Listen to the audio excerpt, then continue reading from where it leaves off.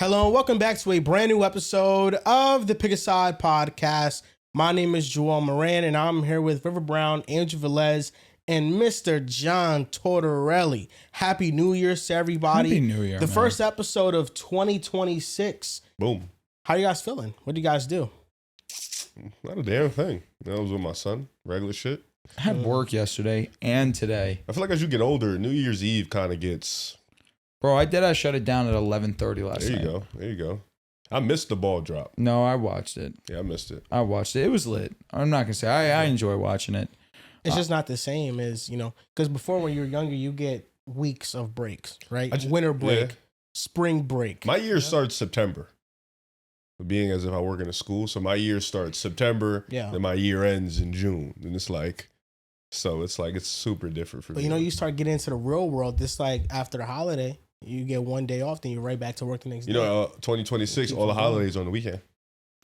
Yeah, I did see that. Fire. For my job, holidays, they don't exist. Yeah. You dead ass go in. I saw some Does not TikTok matter. about nurses. You guys are the freakiest on the planet. Rumor has it we're freaky. There's no rumor to it. I know. Yeah, you guys Shout out to all the nurses that work in the holidays. Shout out to Drew. Shout out to my brother Nick. I was actually spending some of my holiday break watching The Pit, which was a series on Netflix. That was pretty good. That's what I was doing today. What was it about? It's like a trauma about center nurses. in Pittsburgh. Oh, okay. So it's probably one of the best series that I've watched, and the new season's coming out I think later this week. But it's a cool show. Is there any notable actors I may know in it? No, I doubt it. Okay. Yeah. So even on your off time, you're looking at things Pittsburgh. I mean, it's an Emmy Award winning show. No, I know it's a great show. I know it's elite. on HBO Max, right? Yeah. Yeah. Cook I've him, seen it cook him, before. bro, cook him. But Well, yeah, I don't think it's any of the actors that you would know, because I didn't know any of them coming in either. Should I comment on what you mentioned about nurses being freaky? Sure, bro. So because, I know you're kinky. first off, shout out to Al. She'll never watch this, but maybe she will, and maybe she'll enjoy this. Probably not. This woman who I work with, Ah, shit. she went to me and said, "So how does your girlfriend feel about you being a nurse?" I was just like, she enjoys it, she's happy now that I actually, getting consistent money. She's like, "No, but like about your like our reputation as nurses." I was like, "About what? Like us being whores?" And she was like, "Yeah." I'm just like, "Why are you asking me this question?" The PR's in the gutter, but it's also a lot of validity to it. Okay, so She confirmed that. Her asking me that straight up was just like, all right. he's from Animal Kingdom. You don't have to do all of this. She's from... He's showing you from the pit? Yeah, I'm she's... showing him the cast while I'm listening to your story. bad? Yeah. No, I just know who they are. The She's actors from that Riv recognizes. she's from the originals. He is from Fantastic Four. He's Ben Grimm. So that's how I know him. Drew Powell. Yeah, he's him. Like the old school Fantastic Four? the good ones. Riv just flexes actor knowledge on you. Well, None that you would know. if I can get a face, I can try to picture a movie. So as long as I can get a face. Can I also ask, bonnet on? Just cozy vibes right now? Yeah. Is your hair growing? Yeah, it's in braids right now. But since I'm laying down, I don't want to lay on them. So I got to put the bonnet on type shit. You know what I'm saying? No, trust me, I do. I still wear the bonnet every night. Appreciate you. But it's a lot of tweets I always get on my TL. Like, if there's a girl that's a nurse, she's outside. Yeah, I saw She's that. outside. For I sure. can confirm some Nurses of them are do be outside. outside. Some of them do be I outside. don't want a nurse. What do you want? I want a teacher. That's what I got. I want a teacher. Good women. You're in the right industry then. Yeah, my building's old. Ah, Yeah, old, married, older woman. 40s, you have to 50s. go. Maybe you have to move to the burbs. Maybe. Potentially. Not even lying. So they all the new grads go. Yeah. Find some good substitute teachers there. I had this one substitute. She was crazy. She tried to stab me. She was tweaked out. We had this one substitute that had maybe the fattest ass I ever seen in my You life. remember Miss Vitansis? Yes. Name drop on the No. The name drop was nuts, but you're not wrong. Yo, Miss Vitansis had it all. She was all worlds. I was in math. That was the one class where I'm like, I got to be in here, no matter what. I I'm get here. it. Like, I get it. no matter what. You showed up. Yeah. One of those teachers that Early. you just can't miss class. And then Miss Stone, like, down. proceeds to name All drop worlds. another. Yeah, all world. I miss high school. I don't. That was hilarious. Yeah, there was some nice teachers there. What do you miss about high school? I just had so much fun, just doing nothing. Like, so it's like, you know, so much freedom, you know? High school was stressful, man. You were in AP classes. I was. Hate that for you. I was not. I didn't enjoy being a smart kid. I was a fraudulent smart kid for the sole fact that I was lazy. They had me in there because they knew I shouldn't have been in regular classes. I respect that. You know what I mean? Yeah.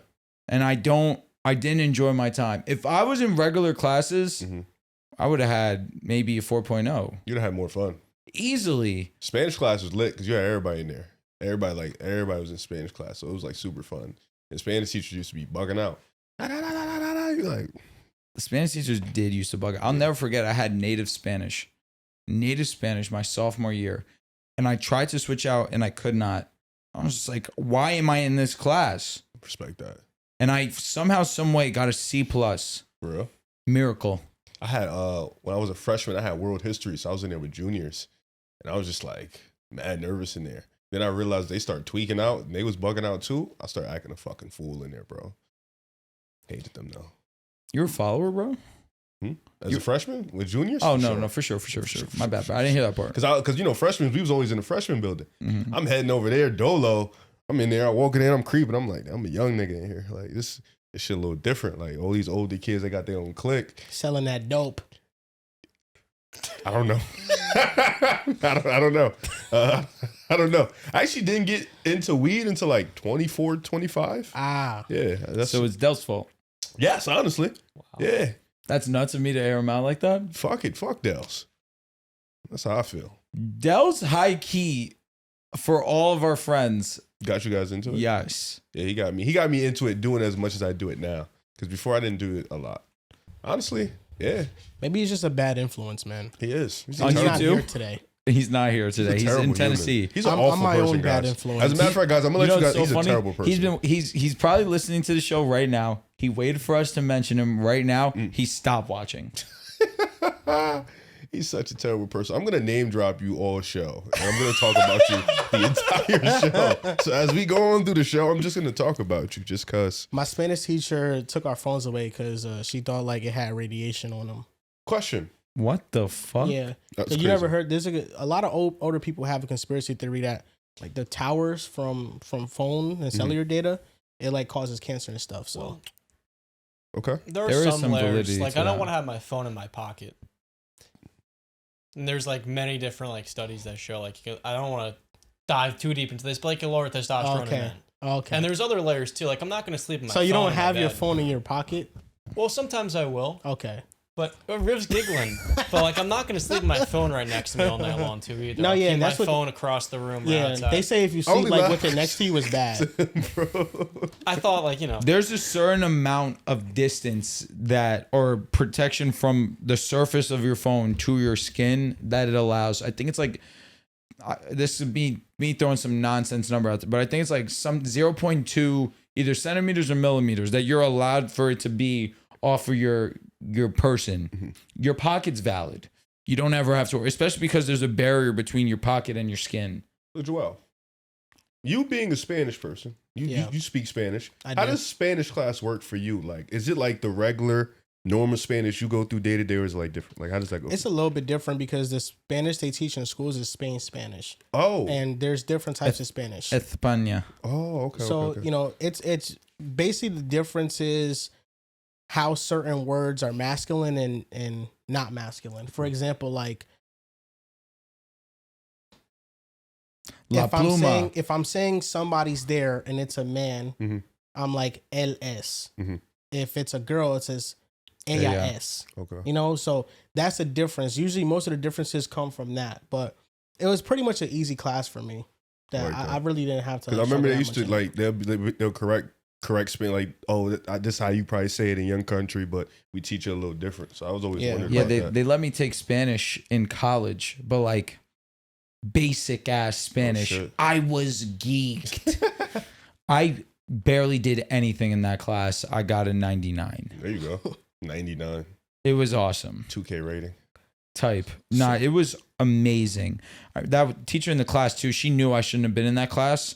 I'm just like, you don't understand. I just need this class to get a grade and it'd be a good one. Yeah, that's how it be, man. I miss high school just because of the freedom, bro. Now I feel like I'm working every day. This shit sucks, but it's whatever. To be fair, we were in high school getting no chicken. Yeah. We get money now. Yeah. At the minimum, we work every day. we work, but we get paid. We could buy shit. Like, I just moved in with Alexandra. Shouts. I just bought a new couch. I'm about to buy an insane TV.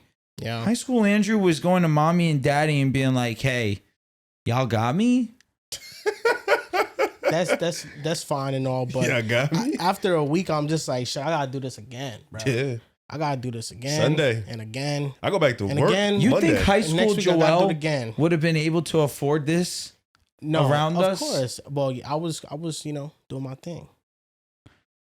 I was with Riv in the hallways. I knew he was going to say with Riv. Why always me? I'm just saying, man. We had a way out, me and him. We used to go to people, and they used to want a 3.5, and we give them a 3.8 and tell them, "Yo, tell your peoples about us." Give them a What little the bit fuck? more. No. I was not. No. Hell no. I'd be like, "Yo, tell your people about me. Bless them a little bit. Tell your people Give them a little about bit more to Type come shit. back. Like keep wanting more. That's how it be." I couldn't be a drug dealer. I'm too pussy. You can easily rob me. Fuck. I'm not risking my life. Whoa! Pull a gun up, you got it, bro. I'm not risking my life. You're for none of giving this. butt up? Yo, bro, people. You're giving butt up. Nah, butt is crazy. Butt's crazy. No, I got Pull a robbed gun once. on you, yo, bro. My life is so much important. I got robbed once. That's why I stopped. You got robbed once? Yes, I got robbed once. Like you really got robbed? Yes. It wasn't I didn't get hit or nothing. I just got robbed. So that's it.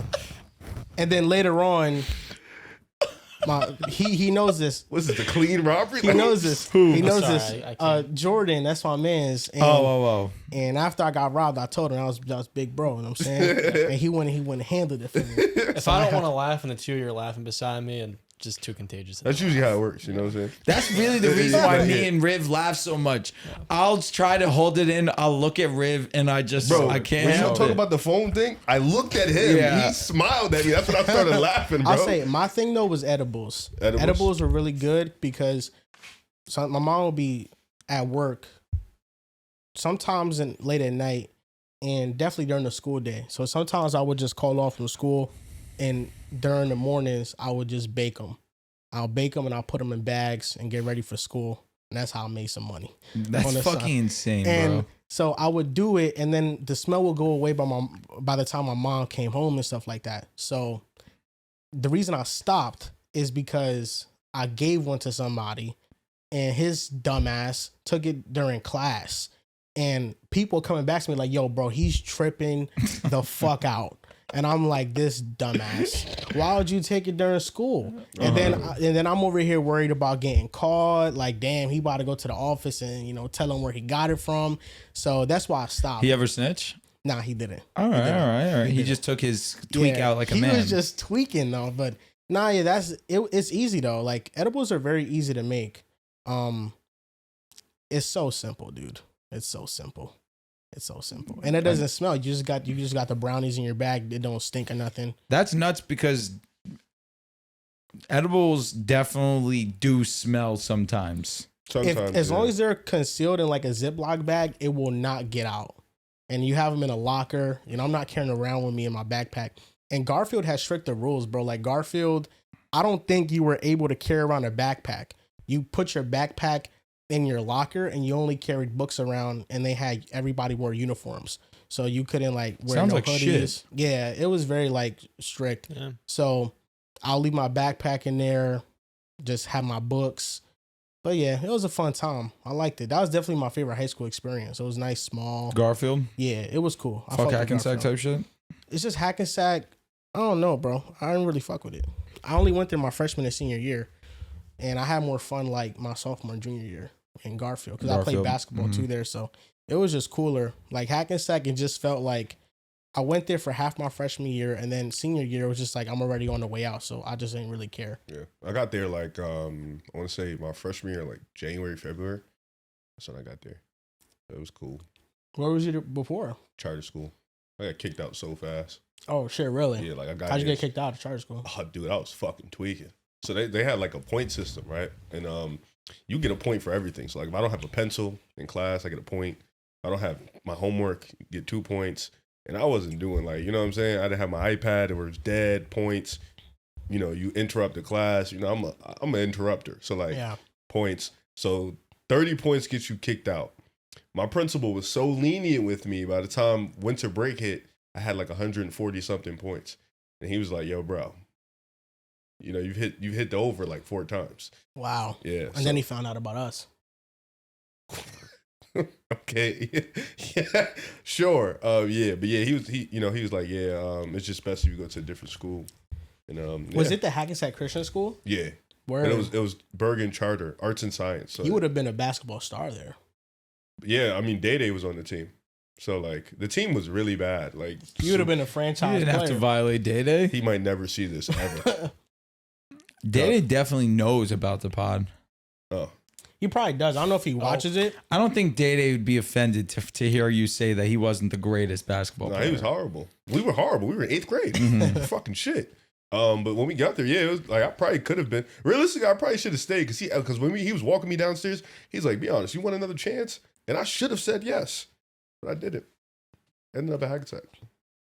Not a bad option. Well, yeah, now we're here. Who knows? Yeah, but we would have never had that run. Could have scored 1,000. You know, could have had that run. Do you think so? No, fuck no, I wasn't scoring 1,000. No, It's pretty hard to do. What do you got to do? Average 20 at least, I think. From freshman year on. If you start all 4 years, you don't have to. I don't think you have to average 20. You know who had 1,000 points? Gene. Marshall. Yes. Shit. But he started all 4 years, right? Gene played varsity almost the whole. I think he played all 4. Just like a rebounder. Bro, he was a role player, but a great one. Damn. Because like non-COVID, you're playing 25 games a year. That's 100 if you're playing all 4 years varsity. That's 10 points a game if you're a 4-year starter. Gene was on average. Yeah. Gene was a freshman, a senior when we were freshmen. Yeah. Gene was cool as fuck. 4 out there 5 starters had 1,000. When I played freshman year, bro, he was cool as bro. That starting 5 was dirty. Yeah, I still keep in contact with him now because he coaches. Rashard Figures he was the best Hackensack player. A legend. Yeah, he was a dog. Yeah. He was legitimately a legend. Yeah, I will never forget him throwing a 316 game, bro. You remember that, bro? We were on the road and he did that. We were bugging. Freshman year? Yeah, my freshman year, his senior year. Oh, okay. No, he. Our senior team, I'll never varsity forget. was nice. Bro, in the state tournament, I think actually it was against Teaneck where he scored his 1,000th point. He dropped 40. Damn. He was amazing. He was ridiculously good. You want to know who else is amazing? Who? Ruben Bain Jr. I don't know. Miami edge rusher.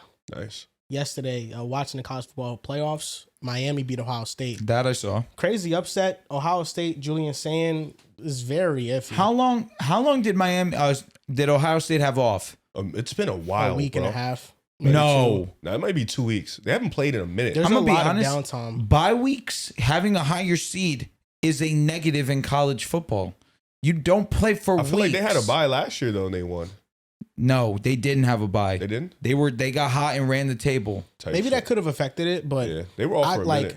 Julian Listen, Sand, dude. he's a freshman. He was sporadic, but coming into this game, he had the record for the best completion percentage in college football history. The schedule history. was light though this year. Yeah, and like against They just this came team, off a loss to Indiana. Their only good team. I will Jeremiah say, had 158. like, I'm good. the offensive line didn't play good. Miami has 2 great edge rushers. The other one, I'm forgetting his name. I think his name is Messidor. But Ruben Bain Jr. is the first round pick. A lot of people are knocking him because he has short arms, but he's just so freaking good, man. Like he took over the game. Miami's defense is ridiculously good, and everybody's hyped in Miami now because I saw like a bunch of Hall of Famers there. Ray Lewis Ray and Michael Irvin was at the game. there. Yo, Michael Irvin's old and he's shredded. Yeah, he's cool as hell too. Yeah, He brought the belt out. He started.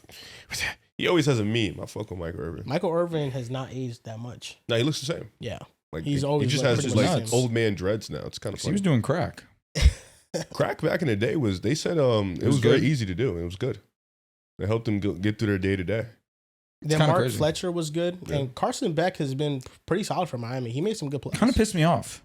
He made some good plays, man. I'm a hater. Respect that. He has a nice sleeve. His stats are nice. Yeah. He has a nice arm. He has the height. Is he 24? He probably is 22 or 23. We ain't got Probably no problem 22. with older quarterbacks, bro. Come on. I know you don't. You know, you have to. Well, Probably Knicks, 22. Well, Knicks got left back a few times. Jaden, Joe Burrow. There've been a lot of older quarterbacks that have come. Jaden also got left back a few times. Taking the NFL by storm. It's low-key not bad in football. I call him the They left also have a backs. Kenny Pickett there. The 8.5s? 8.5s for sure. And then Indiana smoked Alabama today. Yep. It wasn't even I close. saw that, yeah. Fernando Mendoza played well. I thought He's going to Alabama, go to the Who the Raiders. fuck is called? Yeah, he is. It sucks. I hope that they do right, but I don't trust the Raiders, you know. I mean, it's going to be hard to fail. Maybe easy because it is the Raiders. The fine. one positive with the Raiders is that their two best linemen are hurt after the season. Getting Cole Miller and Jackson Powers Johnson back, it's going to help if you could add one more decent lineman in the draft. I mean, That they were- offensive line can They turn were around ass quickly. with them, though. The offensive line. No, Yeah, true. but But if you Cole add one more Miller's Cole starter- Miller. Yeah, but they You were add in one more. garbage with them. But all right, here's the thing, You John, get the you're two right. running What you're backs saying healthy is next right. year. Fact. You add in one or two players to the draft free agency, that offensive line could turn around. I also think Also, you, too, you having, shouldn't like- have traded Jacoby. Why would you take away weapons from your next quarterback? It's valid. Also, having better position coaches, not Pete Carroll just hiring his entire family to be every single position coach Is might Pete help. going to be I was one and gonna done? ask. I think he should be one and done. They were terrible. Boy, the But Raiders, the were a Raiders have disaster. cycled through coaches the last 4 or 5 years. I'd keep You're on the Pete. fifth one. For what reason other than his name is Pete Carroll? Well, they paid him a lot of money. I've seen lot. Pistons players. did the same thing in the NBA. Monty Williams, they moved off, and a year later, things got a lot different. This reminds me of Monty Williams a little Monty bit. didn't want to be here, though. They gave Monty Williams a record-setting contract for head coaches. They moved on, and it was an amazing But decision. that's because he didn't want to be here. I kept having to up the money. Well, yeah, and then they hired him. And he But I agreed understand to John's I, do said, it. I don't Sentiment. think Pete. I think Pete wanted to come back. Yeah, but like if you're doing a horrible job, and also you're the oldest coach in football, Is Pete doing a Is it because Yeah. Monty was doing a horrible job, and they were also just ass. But he was literally not putting his players in any form or way in a way to succeed. I Well, feel Pete like Carroll- Chip Kelly awful. hire was horrendous. Right. The offense fell off a cliff, and everyone expected to be an Mm-hmm. interesting, halfway decent offense this year. And we've watched Geno Smith regress at such a substantial rate. A lot of linemen last year who were halfway decent, like Dylan Okay. Parham. A lot of these guys are just massively regressing. And you look at the position coaches, this is Pete Carroll's sons. I will say this, though. I think that Fernando Mendoza, right now, he's a favorite number 1 overall pick. Draft season, things always change. Dante Moore. I would baby. not be surprised if Dante Moore goes over him strictly off of potential alone. All it takes is one front office being the Raiders thinking Dante Moore has more upside than Fernando Mendoza to select them. You know, because Dante Moore, he has a lot of physical gifts, and he's a very mobile quarterback. Like he has more upside than Fernando Mendoza, but Mendoza's a really good prospect. Like you can't. It'll be hard to pass up on that. He's like a more mobile Jared Goff. Like he has a really good arm, good pocket presence. He could move around more than him. So I don't know. I just think these organizations are just so awful. You're a fan of Tua, dude. Damn. Why'd you Why? say that? Yeah, Because where'd that come from? He's disrespecting Goff. Oh, he did? What did he say? Yeah. He's just looking into the camera like, oh, Goff. He likes Detroit Well, not anymore because they didn't complete Yeah. his 3-year thing. No, it has nothing to do with that. Mostly because they screwed me, and by them losing, Jordan Love didn't play. Oh, okay. Nevertheless, I love to. I'm not just a fan. Yes, you love Tua. Love him to death. That's my bro. Yes. Broski is ass. You're going to have to get a New Jersey soon. Who knows where he's going to go? I'm a cop it too. Colts. I don't know if I can cop a Colts jersey. You can't. You already said you can't. You're going to cop a Daniel Jones jersey, though. Was I? Were you? Was I? You thought don't about know. it, but then you realized you had to stand firm on. Let's your be beliefs. honest. It depends. Was I? If he finished the season, It's hikey, e- hikey, it's hikey. Did I easy to cop s- a Daniel Jones Giants jersey? Did I? Did you not? Yeah, Or you had Andrew have it. Thomas. Thomas. That's a fire. And that jersey. is one of the all-time great jerseys. Damn, he's right. Andrew This was a little bit Thomas, different. I would never. He was cop playing it. like amazing, the best of his career. easily. Like it's easy to say that Nevertheless. in hindsight, he like got injured. But No, like, no. what if they made the playoffs? No, and made a it crazy had run? nothing to do with him. I love him. I would never cop a Colts jersey. It was your back of your head, didn't you? You know, What's the Braves reason just for this? aggravating. The Colts? They cut Peyton Manning.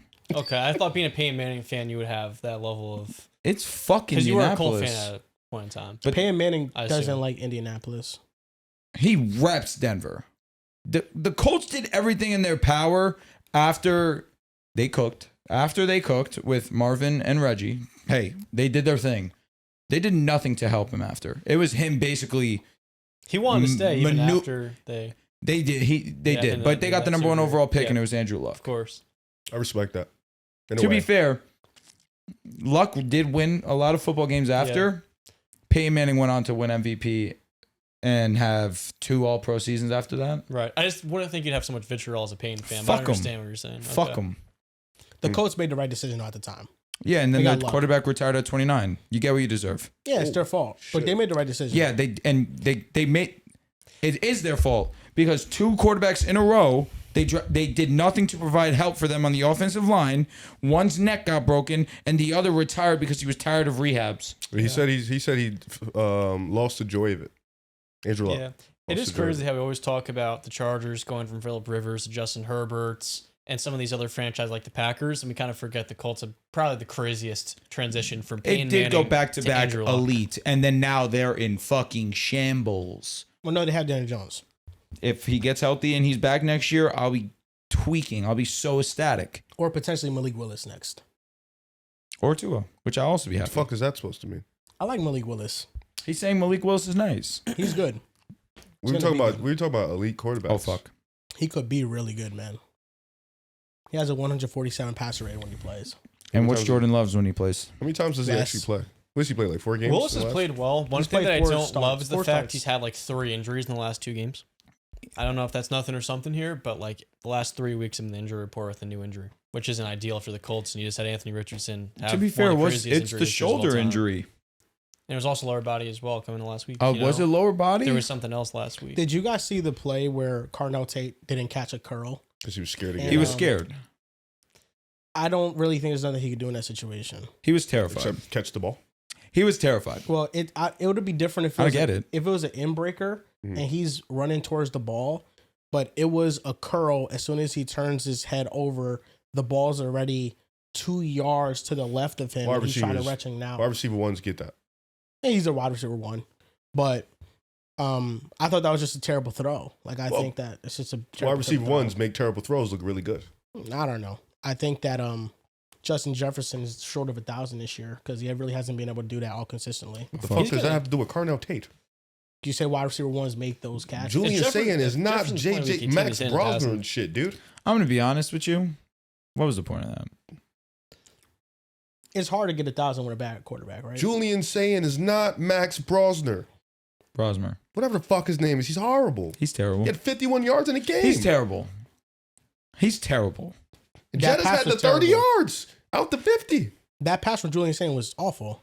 It was. He protected himself more. Like, it was not good, but he protected himself. You know who really catches that rock? Jet. They're going on the other side of that. Man. Oh, no, but that, I mean, duh. I ain't going to say nothing, though. Wide receiver 1. He might go number 1 next year. He would have went number 1 all 3. Agreed. No, yeah. If he's in this draft, he's usually the best prospect in the draft. You told me Tate was better. Who goes number 1 next year, Arch or him? Depending on who. I saw Arch had a good bowl game. If you need a quarterback, it's going to be Arch. Arch would go number 1 in this draft. He's that What good. if Marvin him? What if Jeremiah and him both were coming out this year? Arch. 1-2. Really? Arch is the quarterback. Nah, it depends. If you're the Titans, you go Jeremiah. Well, the Raiders have the pick.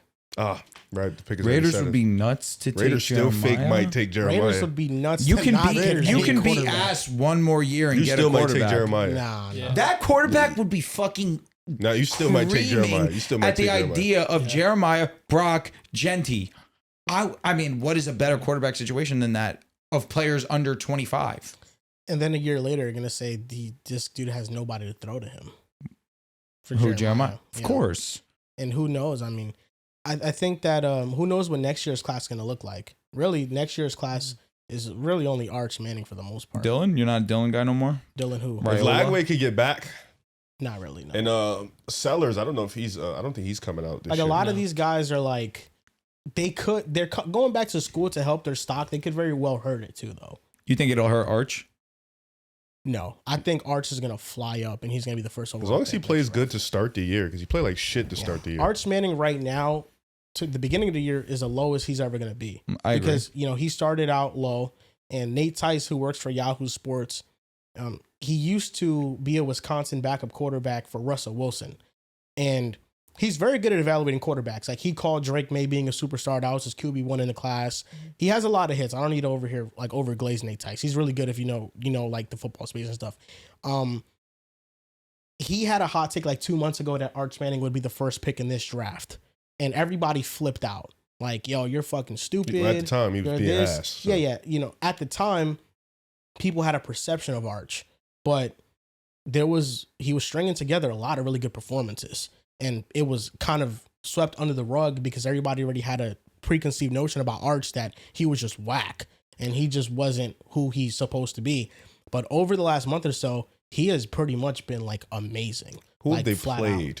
They played some good competition. Okay. I know that this past game they had, it was a bowl game. And yeah, they played Michigan, I think. Yeah, they played Michigan. He had 5 total touchdowns. Can confirm Michigan average. Yeah, they're all right. So Arch, I don't know much about college football. I know Michigan is mid. Let's see. Arch Texas has all the schedule. tools though. Like, I think he's gonna, like, if he were to declare for this draft, I think he would be the first pick.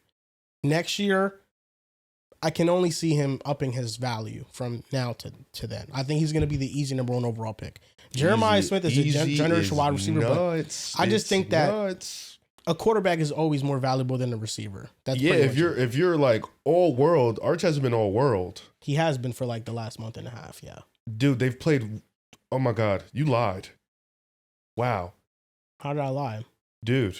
I'm about to tell you right now. They played a 4-13 team, and then they played a team that's 5-8. Can't even see their shit. Limon Dolphins. I'm not gonna pretend and tell you that I know anything. Then about they played college UConn. football. Yo, bro. Pardon me. That was basketball. Pardon me. I'm crying. Here we go. Limon Dolphins. Yeah, I was like, what the fuck? Oh no, you did not cap. Thank God. That's all them other teams. Yeah, they played Texas A&M. Let's see what he did. This is Hall of Fame box score watching right here. It is. He had 179 yards, 48% completion. This is old box score watching. I mean, there's 48 is bad. Let's see. That was against Texas A&M. Let's look at Arkansas. Let's see. 2-10 team. They had 52 points. He had 389, 60% completion. Bang. 2-10 team. You listen, good game. I'm gonna be honest, man. Box score watching in college football is. I know for a fact you box score. I don't know, man. 46%. Maybe I'm box score watching, obviously. I just feel like box score watching college football. They lost by 20 to Georgia. Joel, you can't sit here and look at me with a straight face till you watch all these games. I watched most of them, yeah. You watched the Georgia game? Yeah. They lost by 25. Yeah, not his fault, though. Georgia's a far superior team. Texas has lost a lot of talent. Like, college football, in either direction, it's going to skew with the box score, and it's going to give you a different conclusion. I agree. Because with Justin Fields, he would have games where he went like 23 for 25, People 300 still yards. Critical of him, though. 6 touchdowns, but that's what I'm saying. When you watched him, the numbers was like, this doesn't really add up to what I thought his performance was really when you watch him. Like, college, a lot of things can be gimmicky production-wise. Yeah, that's fair. Like, Julian Sane had the completion percentage record coming into this game, and he did not look like that level of quarterback. You know? This game is and I'm just, it so was Bo a bad Nix's game. record lives to see another year. Yes, and he shattered Mac Jones's before that. That was Mac Jones's at first. Yeah, shout out Mac Jones. I don't know. I think Jeremiah still might go 1. I mean, Arch has he's a generational wide receiver prospect. Yeah, you know? unless Arch has like an OP year, then chalk that shit up. But but Carnell Tate is still good. This draft, I'm excited for it. I like this draft. Carnell Tate. He's a great number 2. Jordan Tyson, Mekhi Lemon. Yeah. I'll let you know more about the draft come late February. Tight. Yeah. It's when I lock in. I'm starting early this year. Earlier than I ever have. That's how you should do it. It's just too much to keep up with at the end. It is. Yeah. Like, you want to know the best way to do it? And this is the truth. I wish that I could watch college football. If you watch college football, you're very aware of all these prospects. You already have a baseline. And the unfortunate thing for me, and I've been very open and honest about this for the however X many years I've done the show, I cannot watch it. Mm-hmm. It does not bring me joy. Yeah. And some games are horrible. Some games are good. Like the Because game some of that's the good. elite Miami, Ohio prospects go State to last night. mid schools. Yeah, I think what's easier very true. with Very basketball as opposed to college, you only get like 13 games.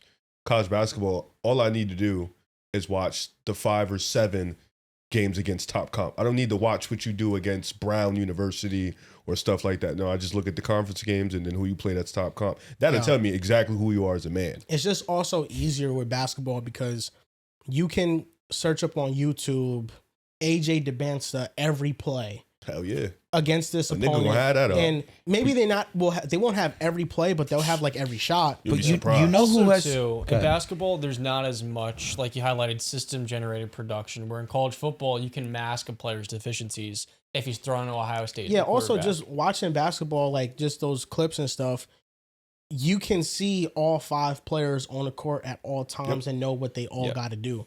Like with football, it's like if you want to scout the corner, you can't just look at the regular stuff. But you could do Goes it with much deeper like than the a surface. defensive lineman. You can watch regular broadcasts and just look at it. Offensive line, you could do that. Running back, you can do that. Like wide receiver, tight end, quarterback, safety, corner.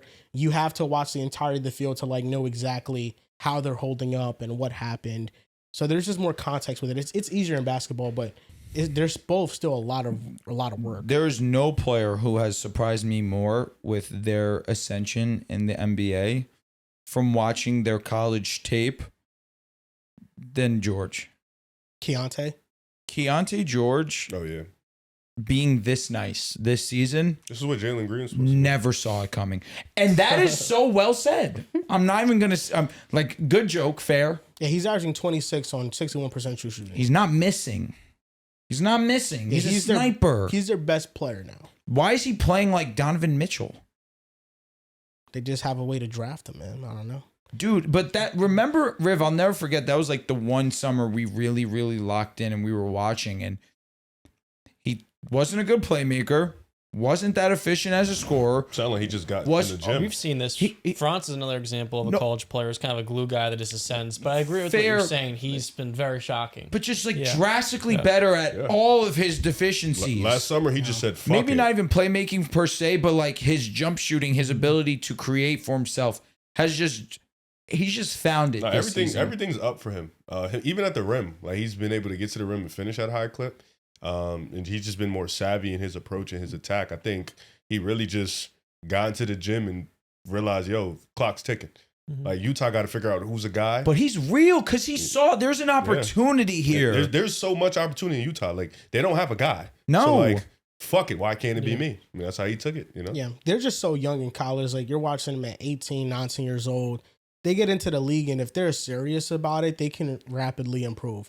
You're talking about you have all the time in the world. You know, you're traveling and stuff, but you have access to gyms. You can get in and you can work out as much as you want. Like if somebody's really serious about it, like Keyonte clearly is, they can get better rapidly. Yeah. He was also playing a very heavy way in college too, because they had him playing out of position, from what I remember.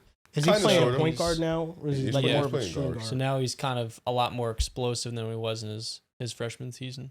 How far are you willing to go with Keyonte George in regards to No, not how far. how you see him stacking up against some of the top 2 guards in the league, like I- him or Zach LaVine? Who are you taking? The only reason why I want to see it again. we need to wait and why I'm rooting for it. I'm rooting for it because I love seeing a player development like this. It reminds me of a Jaylen Brown. Jaylen Brown wasn't the all-world player that he is right now, but it took him some time, and he worked tirelessly to be great. That's what we're seeing with Keyonte, which is why we need to let him finish the season. Finish the season. I will be rooting for you. I'm a fan. I will be rooting for you, but it's a matter of you are on the Utah Jazz. You are one of the few options that they look to. You've earned this opportunity, to be fair to you. You've earned this uptick in usage. But how do you finish off the season? Because Utah, we're tired of seeing them be a sorry team with who we all collectively see as having one of the most valuable young coaches in the league. We understand Will Hardy would go to any team and be a giant boost to a good portion of these teams. And we're just seeing, why are you wasting away in Utah? Let's start to see some production out of the team and actually show some winning basketball consistently. And if Keyonte is a big part of that, then we start to put him in serious conversations. Because albeit Zach LaVine, while he was at the peak of his powers, the Chicago Bulls weren't this end-all be-all. But they got DeMar DeRozan, They got Vucevic, and the year after, when they were healthy, they were one of the most scary teams to play up against, and they had an identity of being a great defensive team while he was a great offense. Exactly. And he was a great offensive piece for them. Show that you can be that for the remainder of the season. Start to show that we can play some winning basketball, and then he'll start to get the respect that he deserves. So right now, you wouldn't put him over Zach LaVine. If you want to, you can. You could. I don't really have an opinion on Zach LaVine. He's just kind of like went into the depths of hell in Sacramento. Like he's 30. Like with Sacramento, he's 30. He's on a bad team. He just doesn't provide much outside of scoring. But let me ask you a question. Why single out LaVine like that, though? Because he's similar archetype, but he's someone that I view as like a top 12 shooting guard. So, if you think Keyonte is better than Zach LaVine now, then I'll probably take Keyonte because of the upside.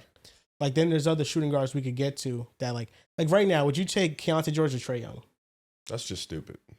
Well, Trae Young's missed a lot of the season, so I'm not going to say I'm taking Keontae after Trae's played 12 games. It's Trae Young, every day of the week. That's nuts. Come on, bro.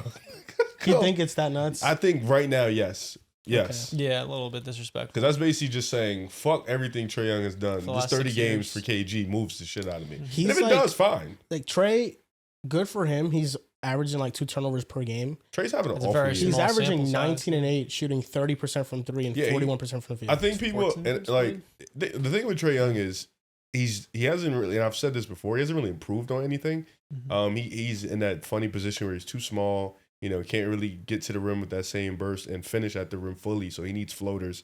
Not truly efficient from the 3-point line.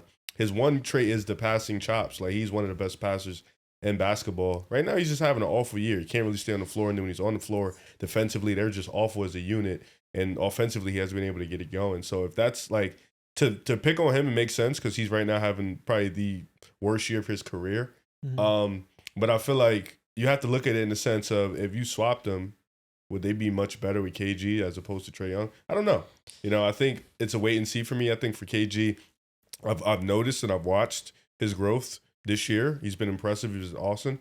I've also watched Walker Kessler in the little bit of games he had be incredible, and unfortunately he went out. And you saw Lauri Markkanen averaging 30 a game. He was cooking. So like we've seen this with Utah. We've seen this kind of trend where they have these early on bright spots. I want to see how it looks because I think Utah is in a position where you have Ace Bailey. You're gonna have another top pick coming in. KG's performing great. How do you round out this roster for next season? How competitive can you get? Can you make an approach like how Houston did, where they were, fighting last year, or even Portland, where at the end of the year they were fighting? I want to see how competitive and how, much of a winning factor plays into that. But as far as KG, just his improvements, he's improved everywhere. And I think we can just look at that and just be like, yo, he's improved as a player. We want to continue to see the growth. I think Utah has a little bit of a star. I don't know what type of star yet, but he's a budding star right now, and I think that's the important part. I want to stay on a point with Trae Young in Atlanta because they're 2-8 with him this year. Yeah. They're 14-11 without him. Yeah, and they were in the middle of a losing streak when he came back, and they're giving up so many points per game. They were even more awful defensively, and they were bad defensively before he got healthy, but they were even worse when he got out there. And then first game he's not there. They beat Minnesota. And they beat Minnesota handily. At this point, I don't know what's next for Trae Young. Like, it's very easy to say because of his previous production, he's just going to go back to that player in a new situation. Or this is just the trend and this is the beginning of a decline that he's starting to go in because the shooting has been declining. The defense is not going to get better. The finishing at the basket is not going to get better. And right now on Polymarket, they have a prompt. It's what NBA stars are most likely to get traded. Trae Young is at 64%. Damn. The 2 players over him, one of them is Jonathan Kuminga. Jonathan Kuminga has the highest percentage chance to get traded at 83%. So this is people's making these predictions. So people believe Jonathan Kuminga is out of Golden State. We've been saying that for a couple years now. Probably won't happen. Number 2 is Keon Ellis at 70%. And number 3 is Trae Young at 64%. And the only other player that has an above 50% chance, according to people, is AD at 58%. And they have been linked. The Atlanta Hawks wanting to get Anthony Davis. Yep. There was a report that came out that said that the Mavericks, they would trade AD to the Hawks, but they don't want Trae Young back. So that was a report that came out. He's his contract is up this year. Yeah. I think it's a PO. I might have a trade for you where the Mavericks aren't getting Trae Young, and it's a 3-team trade that gives what I believe is the most point guard needy team in the NBA a point guard of the future. That's the Minnesota Timberwolves. So in this trade package, the Timberwolves are going to trade Julius Randle, Dante DiVincenzo, and Rob Dillingham, and they're going to get back. So just Randle and Dante. Yeah. Okay. Fair enough. But there's a top 10 Fuck pick. you. So the Hawks are going to get Anthony Davis, Dante, and Rob. The Mavs are going to get Julius Randle, Luke Kennard, Mike Conley, Leonard Miller, a 2031 first-round pick from the Hawks, some second-round picks. The Wolves will be getting not only Trae Young, but a backup center for when Rudy Gobert's off the floor and Daniel Gafford. That's the 3-team trade. I think it's interesting because the Wolves have been starving for this long-term solution at point guard. I look at Trae Young's game. He has stagnated both as a shooter and also as he ages. These physical limitations have started to catch up to him. But if you put him in an environment like Minnesota with that much rim protection, that much wing defense, it feels like the ideal fit and the ideal marriage. Where the Mavericks, you are moving off from Anthony Davis. And I actually got this from Fanspo, and in the trade it included the pick swap, the Bucks and Pelicans pick swap that the Hawks have. But to me, I'm saying to myself, the Hawks are not trading that pick swap to get Anthony Davis, who's 4 or 5 years older than Trae Young. But in this move, the Hawks are going to turn Trae Young into AD, Dante, and a long-term point guard of the future. So excuse me I say no. for a sec. The Timberwolves win this, I think, the most. No, I think they lose. Getting Trae and Gafford. They lose. Because they trade away Randall and Dante. No, you're gonna, like, with all due respect to Trae, I don't want to make it sound like I'm gonna be rude to Trae Young, but if you're in Minnesota, you have to look at your books and what you have right now. Rudy Gobert has been one of the best defenders in basketball this year. He is the anchor. He is your defense. But he stays in this trade, right? No, yeah, I'm saying he stays. Okay. I'm saying he stays, but he's your anchor. He's 33. So he's going to get up there in age. You know, that how is that going to work? How is that going to fizzle out? We'll see. I don't think Trae Young and Rudy are the ideal pick and lob type of threat. You know, I still think Rudy struggles with his hands a bit. Trae Young, like I said, contract is up. You're going to have to attach 40 plus to him already. So now Minnesota, you're sitting there. You have to pay Trae Young because you kind of made this deal. Now you have to attach $150 to $200 million to a guy, like we said, that's kind of regressing in a sense. A guy that's not going to help your defense, you know, a guy that's not probably going to help your shooting, where you've built this identity off this defensive-oriented unit, somebody who you're going to have to hide. You know, I think Minnesota doesn't need he's not a superstar, but, you know, like that type of level of talent at point guard. I don't think they need to go that route. I think they would just be, you know, kind of hindering themselves with that type of money. It depends on the trade they get. If they get the trade that was the trade of a couple years ago, then this is a big win for Minnesota. Yeah, you're buying low on Trae. And also, Riv, one of my biggest gripes from Minnesota, who watched it in the Denver game, Rudy Gobert's off the floor. They don't have a prayer for guarding some of these teams. Nope. And when you look at Wembanyama, when you look at Jokic, and you look in the Western Conference, they need another big. And this trade are getting Gafford, who's the same age as Trae. If I'm Minnesota, I'm looking around the league. All of these teams are printing young guards, like a Colin Gillespie. I look at even a Ryan Rollins in Milwaukee, and they're developing them well. Those teams are giving them opportunities.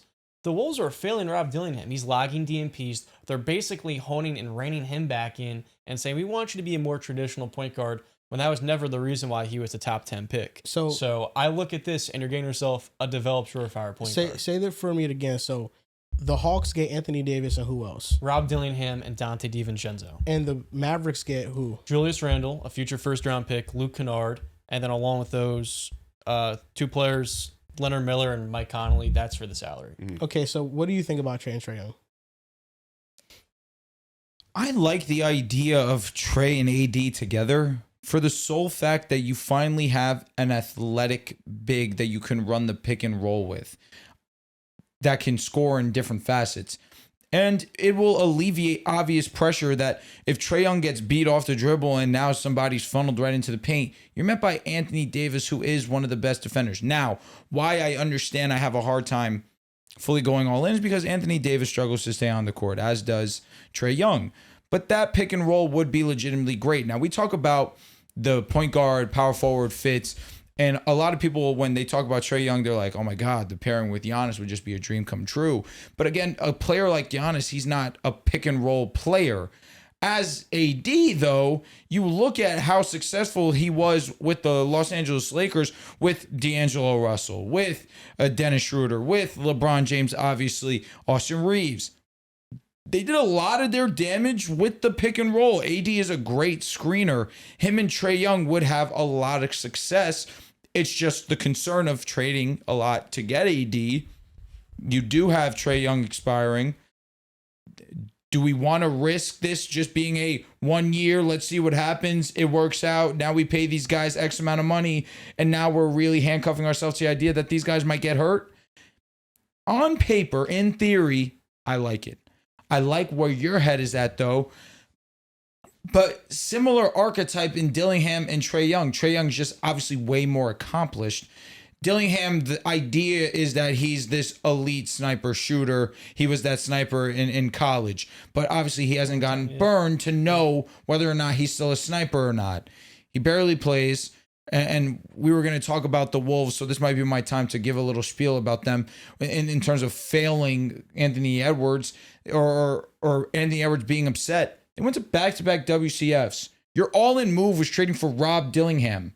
You traded 2 first-round picks for Rob Dillingham, and you don't play him. He's not good. I don't disagree, but that's my point. It's like the Wolves have done some cool things, some great things. A lot of it has been, let me not say that because Rudy Gobert, the trade for them, and obviously it's been successful. It's been wildly successful. You've gone to back-to-back WCFs.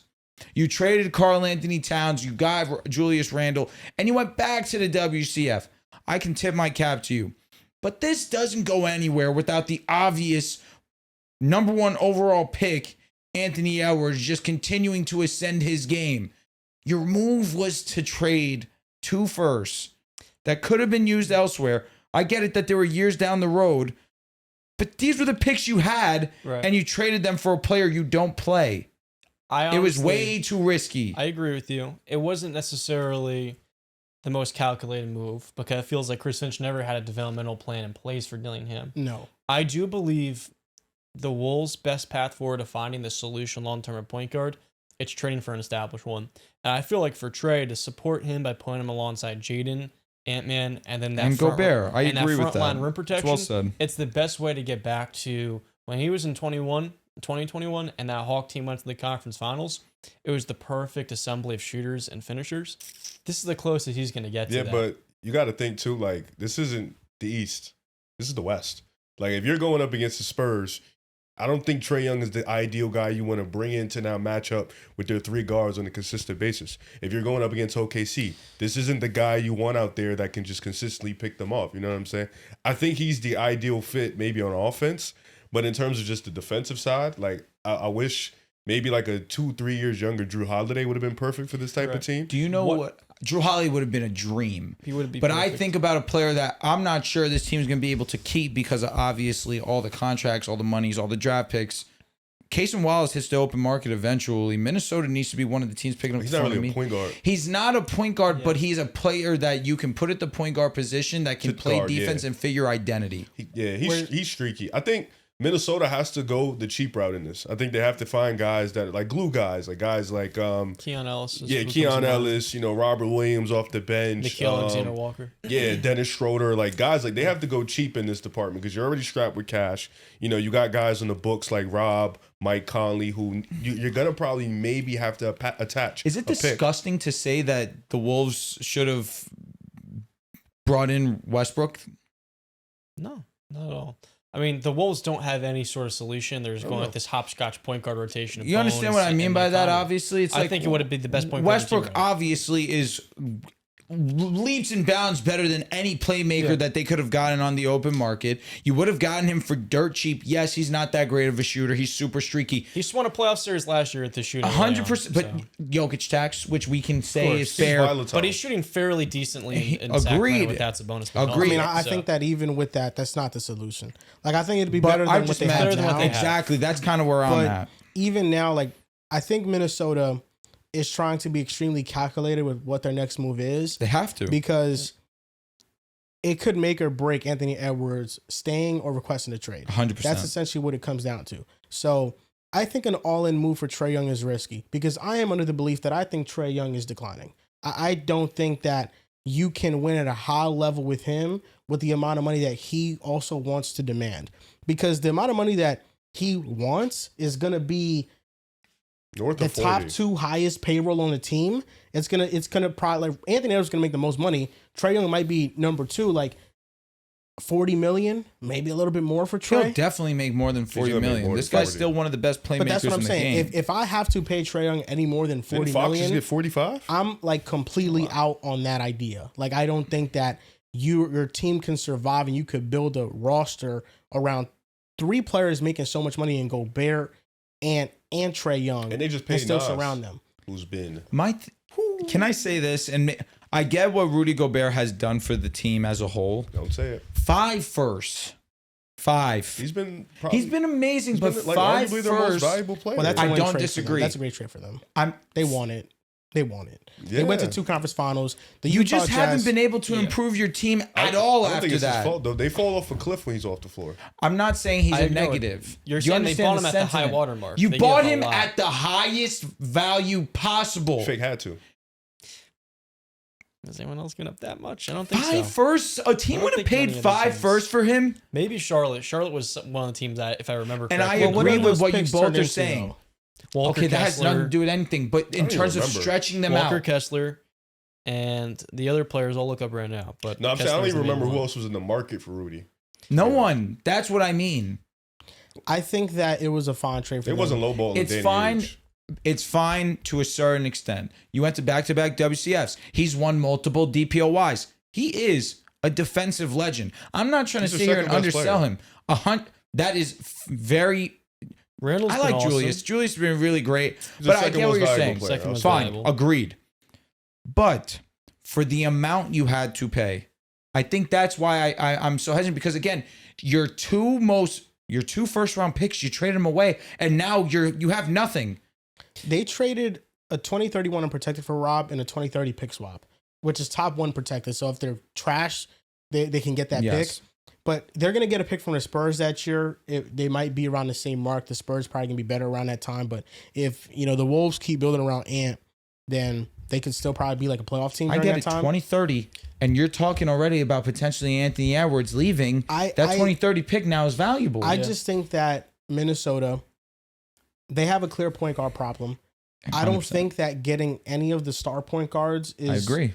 the reasonable solution. I agree. They need to hunt for the guys that are on below Deal. average contracts, Cheap either deals. expirings or on rookie deals. And I think Kobe White fits that. I think Kobe White gives them a spark offensively. I think somebody like Keon Ellis fits that perfectly.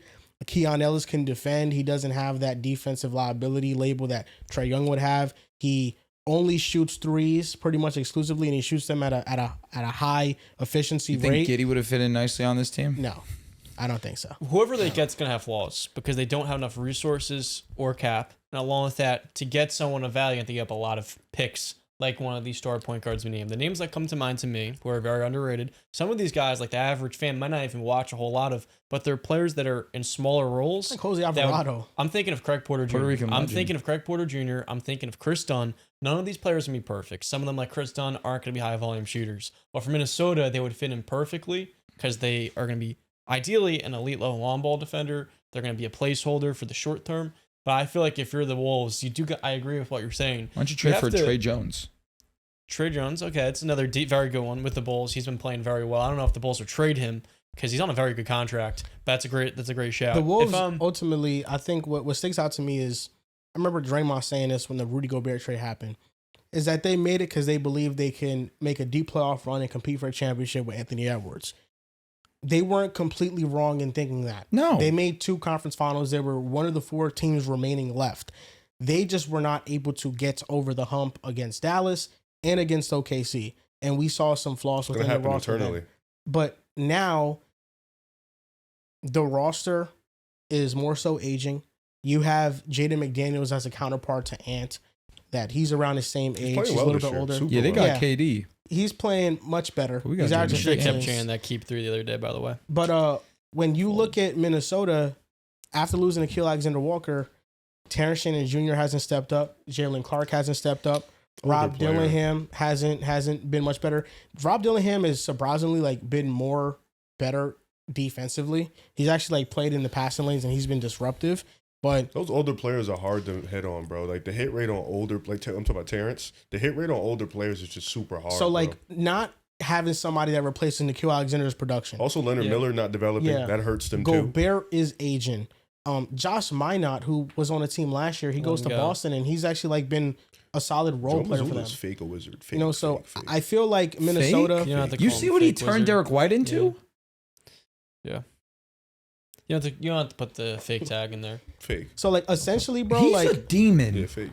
Minnesota, they're in a timeline where they need vets to compete for a championship, but they're also trying to develop these young guys to replace these vets, and they're not developing. I'll say it because nobody else is going to say it. They might need a new coach. I agree with you. I would might be time. Coach. Like Tibbs made the ECF last year. Sometimes you still feel like you got to go better. Like you've made the WCF back-to-back years. I feel like Minnesota still has those same problems in the clutch where it's just they're not super focused. A lot of low IQ plays. You know, a lot of start sluggish type of vibes. Well, Ant said it. He just want to be a shooting guard. He don't want to be a play stems from not having a floor general. I agree, but it also like this team has played together for 4 years. And that's not a slight on AG. That's not a slight on AE. Yeah, but if you've played together for 4 years, the floor general, you know what I'm saying? It's been an issue since they had D'Lo for the longest time. But under Chris Finch, D'Lo is a good floor general. We've seen he's failing to develop their young talent, but they didn't have their biggest investment. I also want to make another note too. I said this in the off season when we were making our pod with James Wilder Adams. I would have kept Nikhil Alexander-Walker over Nazarud between those two players. Nikhil was more essential. They could have kept him. Very good, but when you look at this team now, you look at their depth with how well Julius is playing with Jaden. Nikhil Alexander-Walker is more vital to the team. You probably could have kept him if you moved Conley and Rob balling this year, though. Nikhil this year has also been incredible. He has been. I'm not going to disagree. He's been crazy. Defense fell off. Yeah. He's scoring way more. Have him on a fantasy team this year. But that's the risk you take. If you want to be an offensive demon, it comes at a price. Yeah.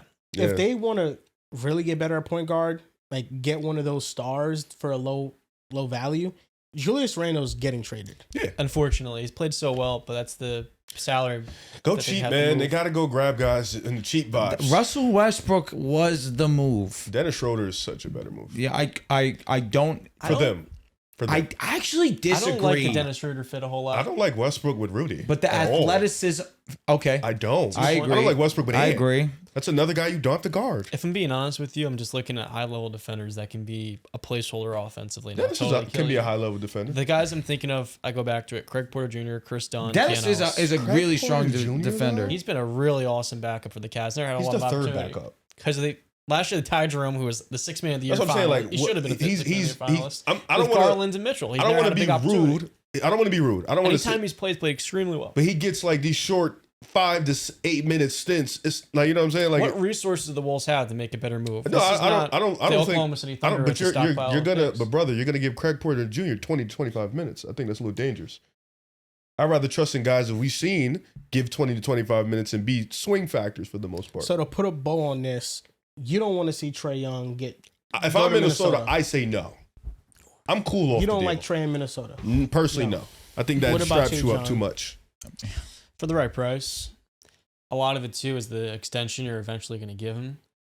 I'm looking at the coaching staff though, and I would say that the best possible path forward to getting better and not stagnating is acquiring Trae. Even if he's regressing, it'll be such a substantial upgrade in a Western Conference this year where the Wolves, we went to back-to-back WCS. When's that next step going to happen? He might regress, and it can still make you a much better team if that's even true. I'm out on it. I feel like if you get Trae, you got to fire in 2021. I'm out on it because I'm scared what the price tag's going to be. So what do you need him to be?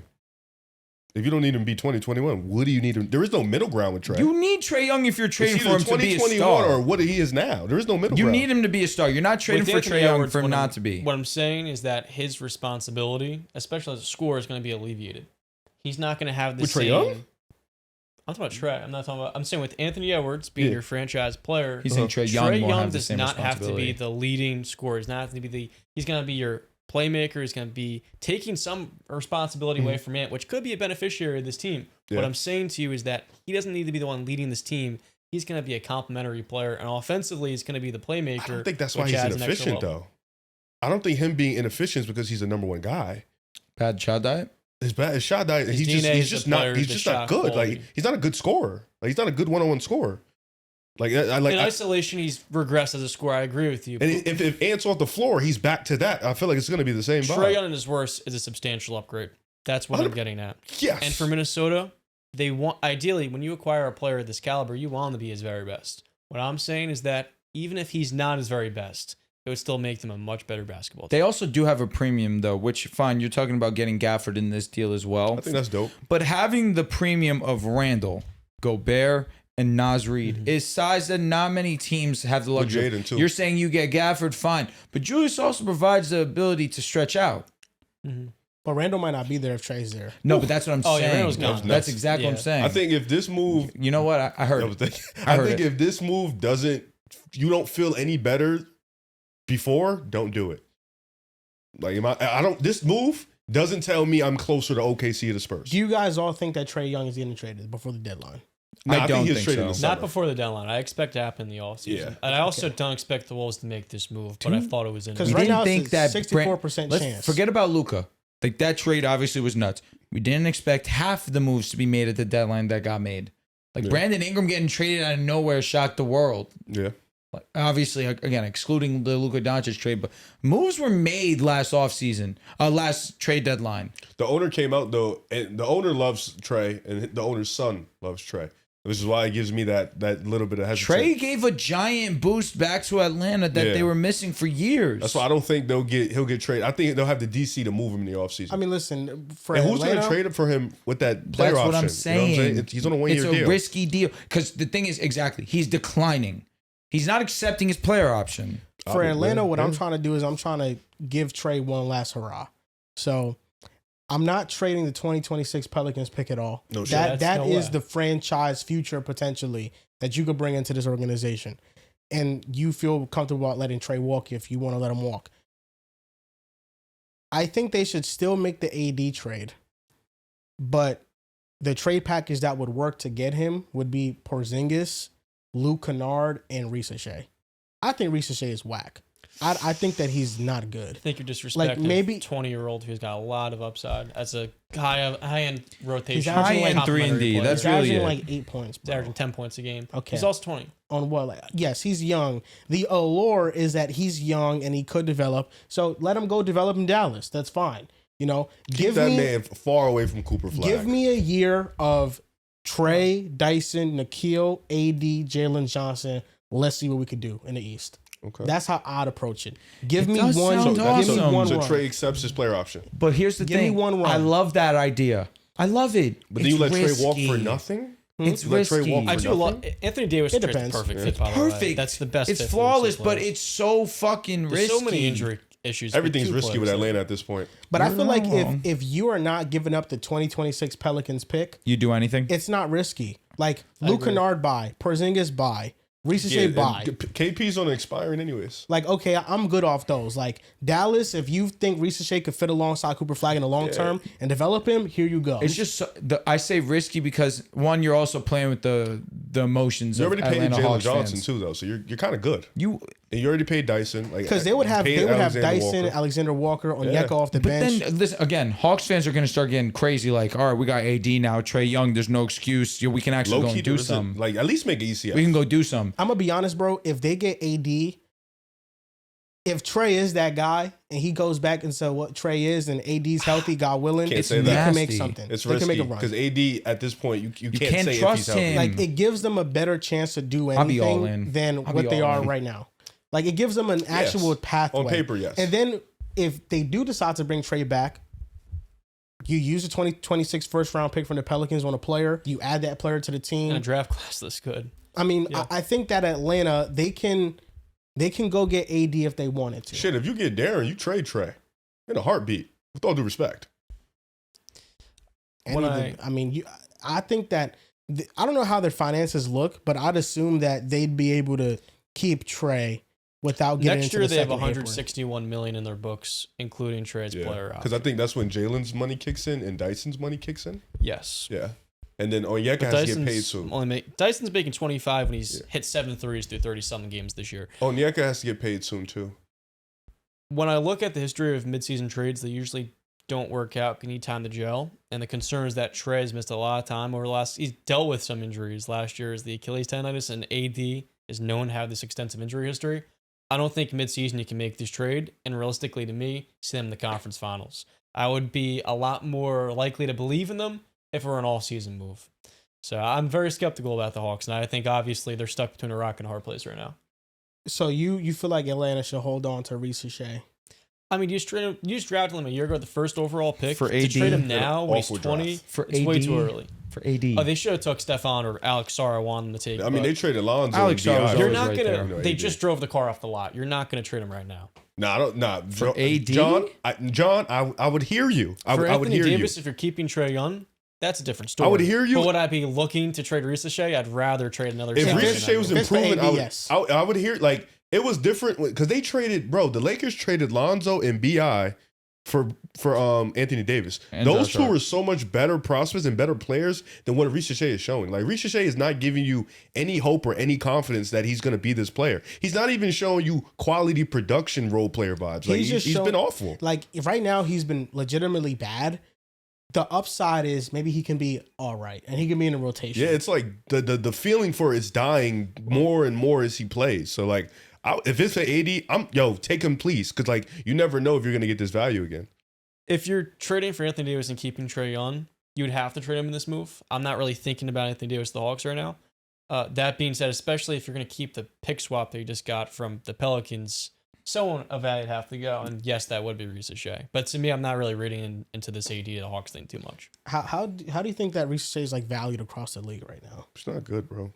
He was already he was the number one pick. He was the most not talked about number one pick. Well, he was never supposed to or expected to go one. Fair, but he was it was a weak draft anyways. So like the draft was already low in talent. You went number one and you've been really bad. No, it's actually crazy. They went with the complete opposite. Like everything bad that could happen literally happened. You go with the safe floor guy who doesn't have a safe floor. Pretty much. went Sar. He is 20 years old. Yeah, he's bad. Usually you show you're this bad. I'm not saying he can't be a good player. I think he can. I don't know, bro. Keyonte was bad. Keyonte wasn't a number one pick. No, but you can grow is essentially John's point. Yeah, I agree. I do think He doesn't that even. Ricochet. They don't put. It's not like they're not like forcing him into like he's not KJ where go get the ball, go work. He was actually pretty safe. His like he's entire a safe role player. is just standing and shooting 3 and D. threes. Yeah, he's not doing that well. He's just can't dribble, can't shoot for real. I think that he will. I don't think it's gonna be with Atlanta, but I do think that he will go somewhere and he'll turn into like an all right player. But that was the first overall pick that you used on him. Like that's a wasted asset essentially.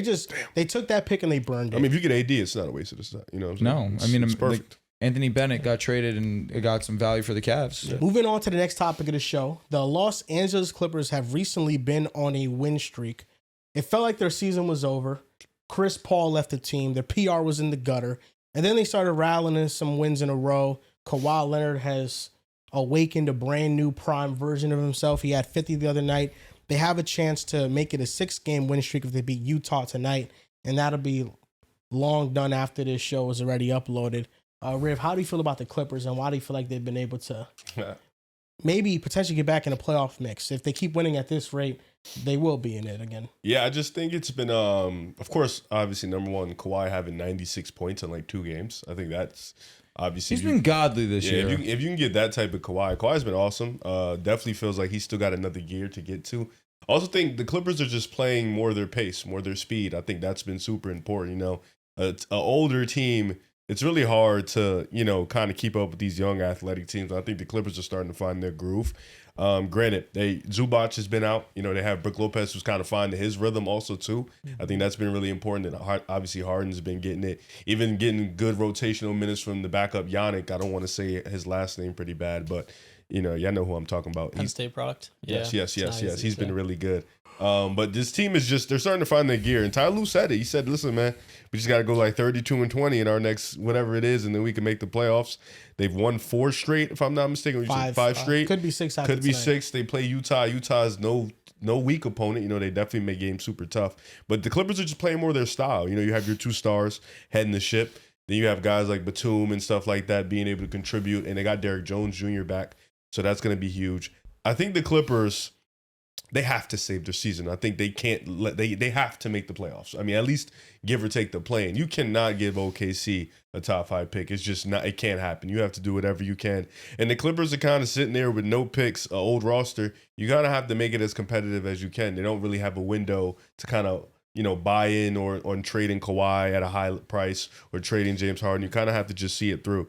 So I think this Clippers team, luckily, the West play-in isn't far off from them. You know, I believe the Blazers are in it, the Grizzlies are in it, and I think those are the under 500 teams. And then Golden State and somebody on top of them are like a couple games over 500. So they can get to that 9, 10, 8 spot. And if you can get to the 9, 10 spot, 2 games get you in the playoffs. And until any games go, you're on the road, but it's 1 game.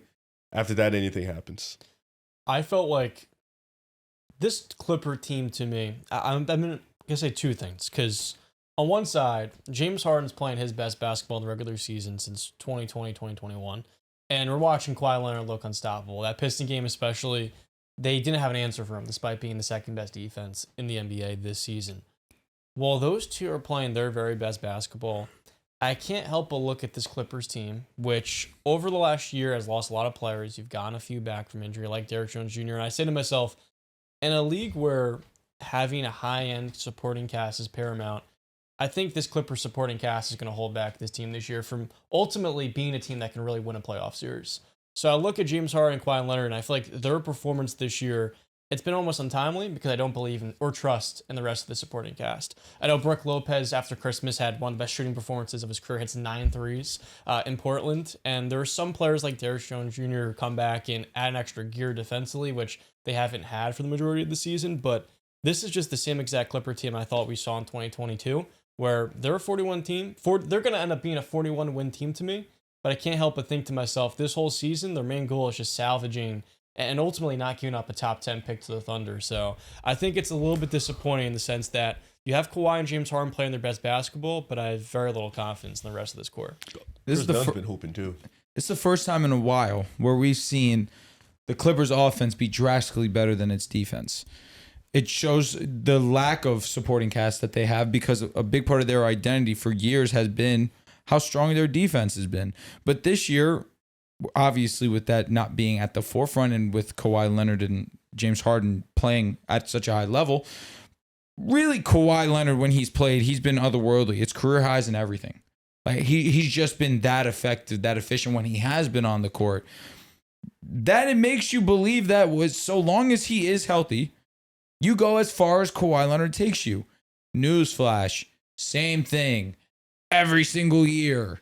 And it's an unfortunate draw that Clippers fans have had to face because when Kawhi Leonard came to town, you knew the risk. But he's gives you the false hope because he plays in the regular season. And then come postseason time, he's just unavailable. And it's an unfortunate bummer and an unfortunate truth because we know who he is when he is available. He shows you when he's on the court. He's one of the very best this game's ever seen. But this Clippers defense just lacks substance. It lacks juice on the defensive side. And it's the first time that we've seen that in the Tyronn Lue, the Kawhi Leonard era, that it makes me unsure what that the version of the Clippers we're going to get rest of the season. Like, is it sustainable for Kawhi Leonard to, 1, stay on the court, 2, average his career highs from the free throw, from the field, points per game, everything, in every aspect? Is it sustainable to have James Harden, which he's been reliable, but he's getting older? It's just a natural question that you ask yourself. Can we just hope and pray that James Harden, at the age, 36 now, if I'm not mistaken? Something like that.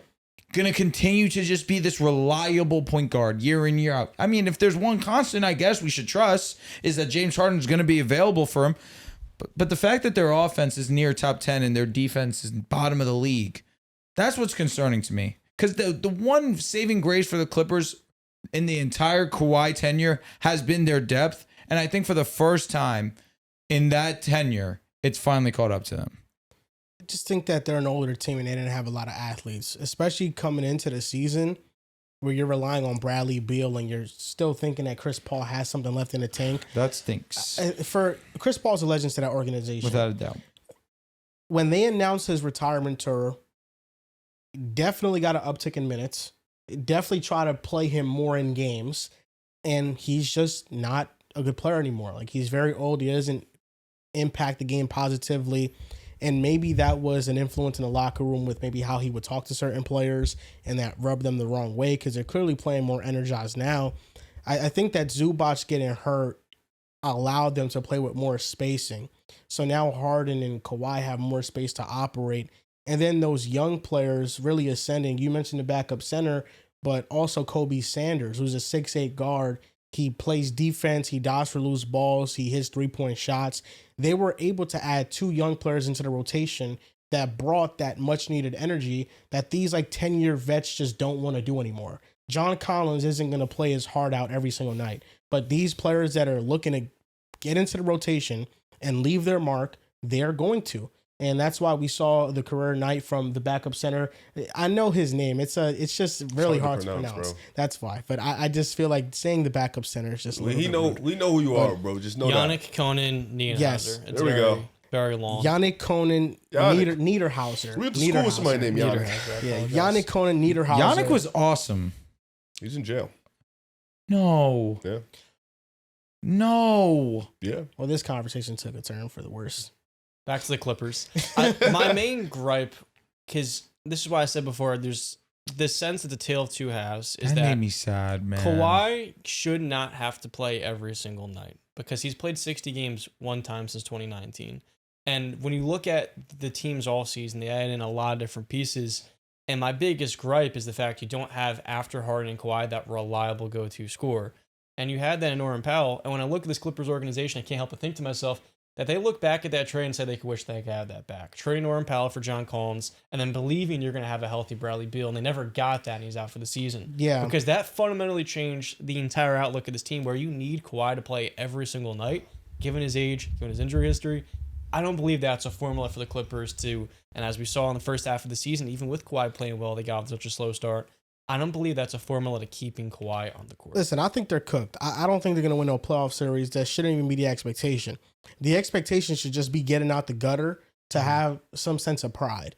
And right now, how I view Harden and Kawhi is that they're in perfect spots. Like Kawhi Leonard, I don't think he wants to go anywhere else and play basketball. Mm-hmm. The Clippers have been amazing to him. They even, they give him a lot of money allegedly under the table. So he's in a great spot. The investigation stopped. He likes playing there. James Harden. I was always on the right side of history, by the way. Where else is James Harden going to play where he can play like how he plays right now? Minnesota, I would love Harden in Minnesota. Houston? I would love that. Houston, I feel like Houston is trying to get younger and not older. That's why. But I would love Houston. Giving up Fred and somebody else wouldn't hurt. I have a 2K franchise with Harden and KD on the Rockets right now. So did you win? I haven't even played it that much. Shit. I just played it a little bit. But no, I would like that. But Harden able to be his individual free self, bringing the ball up and making decisions.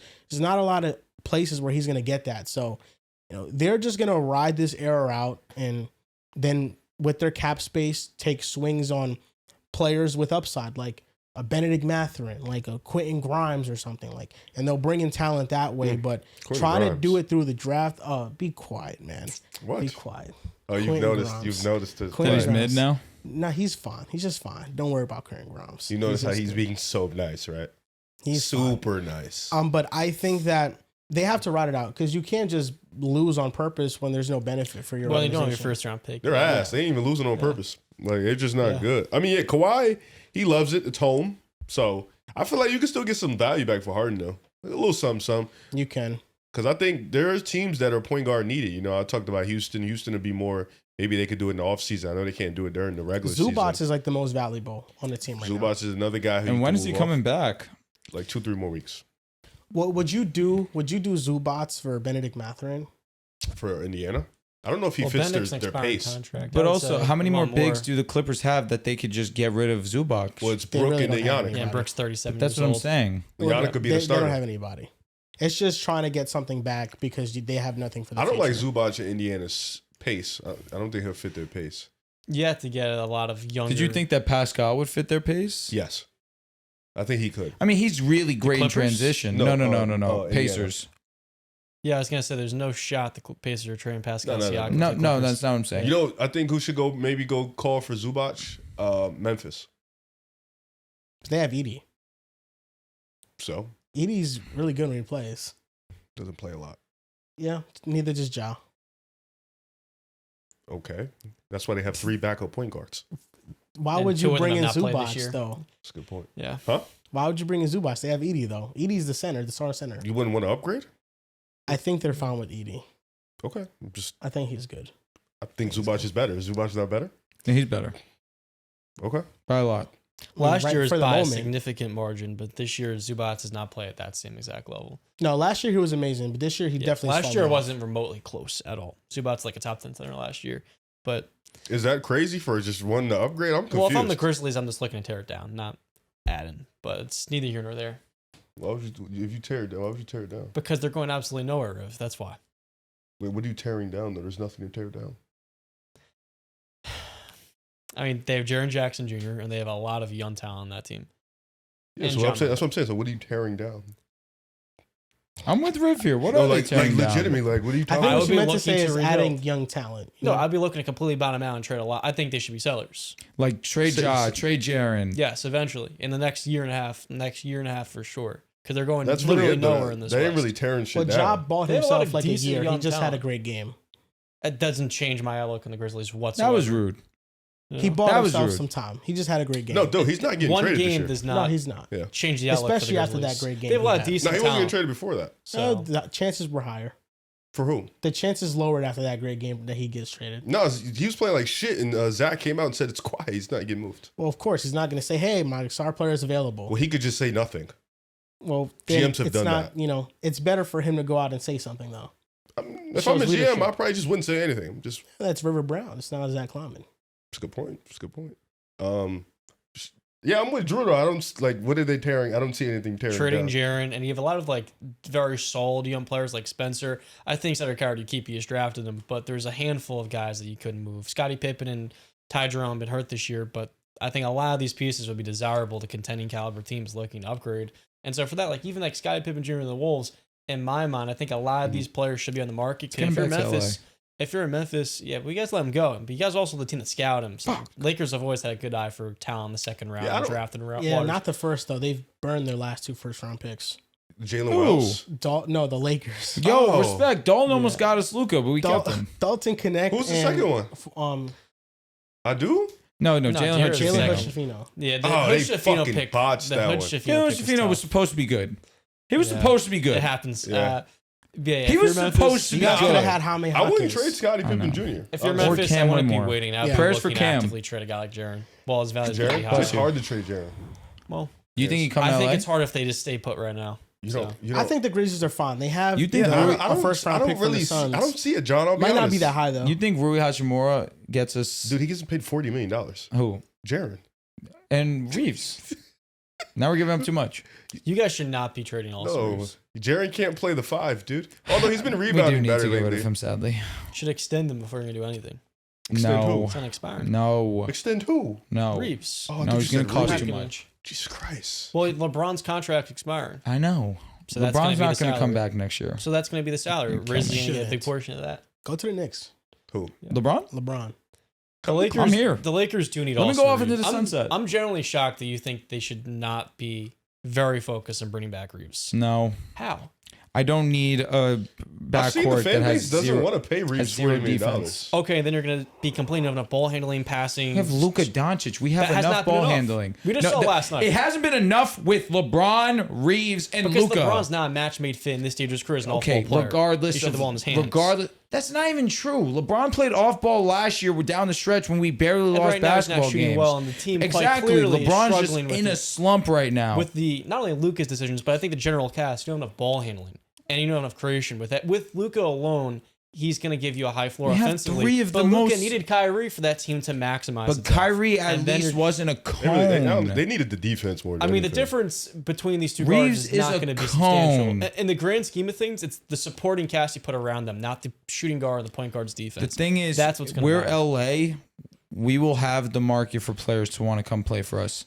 Yeah, but you also have a 26-year-old that just took a significant leap forward, and every single year of his career has gotten better. And we should maximize it. And with Luka and Reeves, trade him. Offense the next 6 years. We trade need somebody to trade him on expiring. No, obviously we trade him before. We need to trade him and get value for him back. You need to extend obviously him first. But what team is going to pay $50 million for Reeves? I don't expect him to pay 50, probably 40. Nobody's trading for 40 M's. We'll see. Would you rather have OG Anunoby or would you rather have Austin Reeves? The Lakers don't have that option. I'm asking you a question. The Lakers won't. Contract related, who would you rather have? Contract related. If you're the Portland Trailblazers, would you rather have OG Anunoby or would you rather? That is nonsense. They need an Austin Reeves shot creator. They don't need another wing defender. But who's better? Who's better and more complimentary? Who's more complimentary? OG Anunoby. Who's a better player? I'd probably lean with Austin Reeves. Why? Because he can dribble very cool and get to the basket. Be an all-star, to be fair.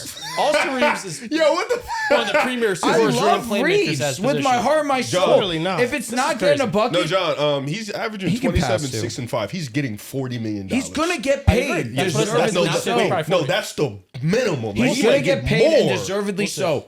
If we overly pay him, good thing the market is gonna be crazy. Who are we getting back for him? But to be fair, though, like I think, let's say Reeves wasn't on this team. Let's say you guys did a 1-for-1 trade. For who? Austin Reeves for OG Anunoby. Unrealistic because Knicks wouldn't do that based on their fit. Is that enough? Like, am I allowed to say that I'd come? You're a grown man. But like, man. for example, OG Anunoby goes to the Lakers. They still are whack. We're pieces away. Even with OG and 100%. Luka. They need a 5. I agree. They don't have like a center. They don't have a point guard. And with LeBron retiring, they don't have nothing. They have a point guard. Luka. But out like another secondary ball handler. Okay, listen. Here, newsflash. Lakers are far away. We know this. Yeah. It's true. They need way more. Reeves and Luka together. Awesome. Is really awesome offensively without a shadow of a doubt. The difference between Luka and Kyrie Irving is that Kyrie Irving can play somewhat defense. What about Reeves Luka and Luka? Brunson? In the grand scheme, What did they accomplish together? Brunson wasn't a 25 They made a point conference per game. finals. They made He a averaged conference 16. final. He averaged 16 fair. was their They second played leading no scorer. defense and they lost in 5 games. They were a good defense in that run. It's the defense. it's the supporting They cast. had great to put it supporting along. cast. Yes, nevertheless. It's not because Kyrie's a the slightly supporting better cast defender great than Reeves. in That's theory, not the reason why. It was great statistically. That supporting cast was okay. No, I know that supporting cast was mid as hell. Honestly, But Phoenix just fucking choked like I dogs. think that the supporting cast around Reeves and Luka is what's going to matter the most. Like I don't think that you can just let 27 walk The out Lakers are a 7 points better per 100 when those two are on the floor. It's the 83rd percentile. We've seen when they're on the floor together, this offense is going to be elite. But ultimately, most guards and most elite level offensive players at point guard and shooting guard are not going to be good defensively. Not that size. Like for example, you you have to mentioned take what you can get. Not at that size. An all-star, arguably an all-NBA Like, caliber guard. You can't. No. We're being no. You're letting him off the hook. Reeves is 6'5". 6'5" guards in the league are not as bad as he is defensively. Stephon Castle isn't bad. De'Aaron Fox isn't bad. Cade isn't bad. Ant isn't bad. Like, we're talking about high-level offensive players, yes, but at that size, you should be at worst average. Because when Reeves didn't have this responsibility offensively, at best, he was passable. Yeah. At best, passable on defense. We treat him like he's 6'2". No, yeah, listen, he should be better I'm defensively. laughing a few years ago when Austin Reeves had a smaller role. You were saying his praise defensively. I was because he was the only one that could do anything defensively. Yeah, this was year 2. Bro was locking up. But the thing is, But now he's an offensive only kind of guy, and his defense is negative. Yeah. listen, wings do matter than guards. There's more guards than wings. You have Keyonte George averaging 26 in Utah, right? So there's more guards that can do that. But like, for the needs of the team, like especially in a post LeBron retiring era where there's nobody else but Luka that can do anything with the basketball, you need somebody else. It's like, yeah, would you rather pay OG $40 million or Reeves $40 million? You know, it is dependent on the team. There's probably more teams that would rather pay OG, but for a team like what we talked about earlier, Minnesota, I'd probably rather pay Reeves. Reeves for Minnesota makes more sense Because than they have OG already. Yeah, I'm not going to lie. It's I didn't mean to cut you off. I'm sorry. You did, but it's fine. You can continue. No, you can go. I Once was you cut pretty much somebody that's off, my it's fault. over. what I said was pretty much what I said. It was done. I'm not gonna lie. It's pretty easy to build around Luka and Reeves because they simplify the game so much for their teammates offensively that we saw in Dallas. Those players had the smallest offensive roles. Dorian Finney-Smith, even a Dwight Powell. Those players offensively are gonna have a very easy job. So oftentimes, It's easier in theory. oftentimes these are gonna be very on limited defense, they're gonna be offensive fucking players. huffing and puffing. Lakers don't have a lot of draft. We're gonna be capital. huffing They and don't. puffing. But the Lakers are a team that's notorious for finding second round talent, undrafted talent notoriously. I don't even know if they have They're second also round That shit picks. is the biggest literally market our in the saving NBA. grace because he's right. Our first rounders have been It's duds. going to look worse when the defenders around Luka and Reeves are also whack.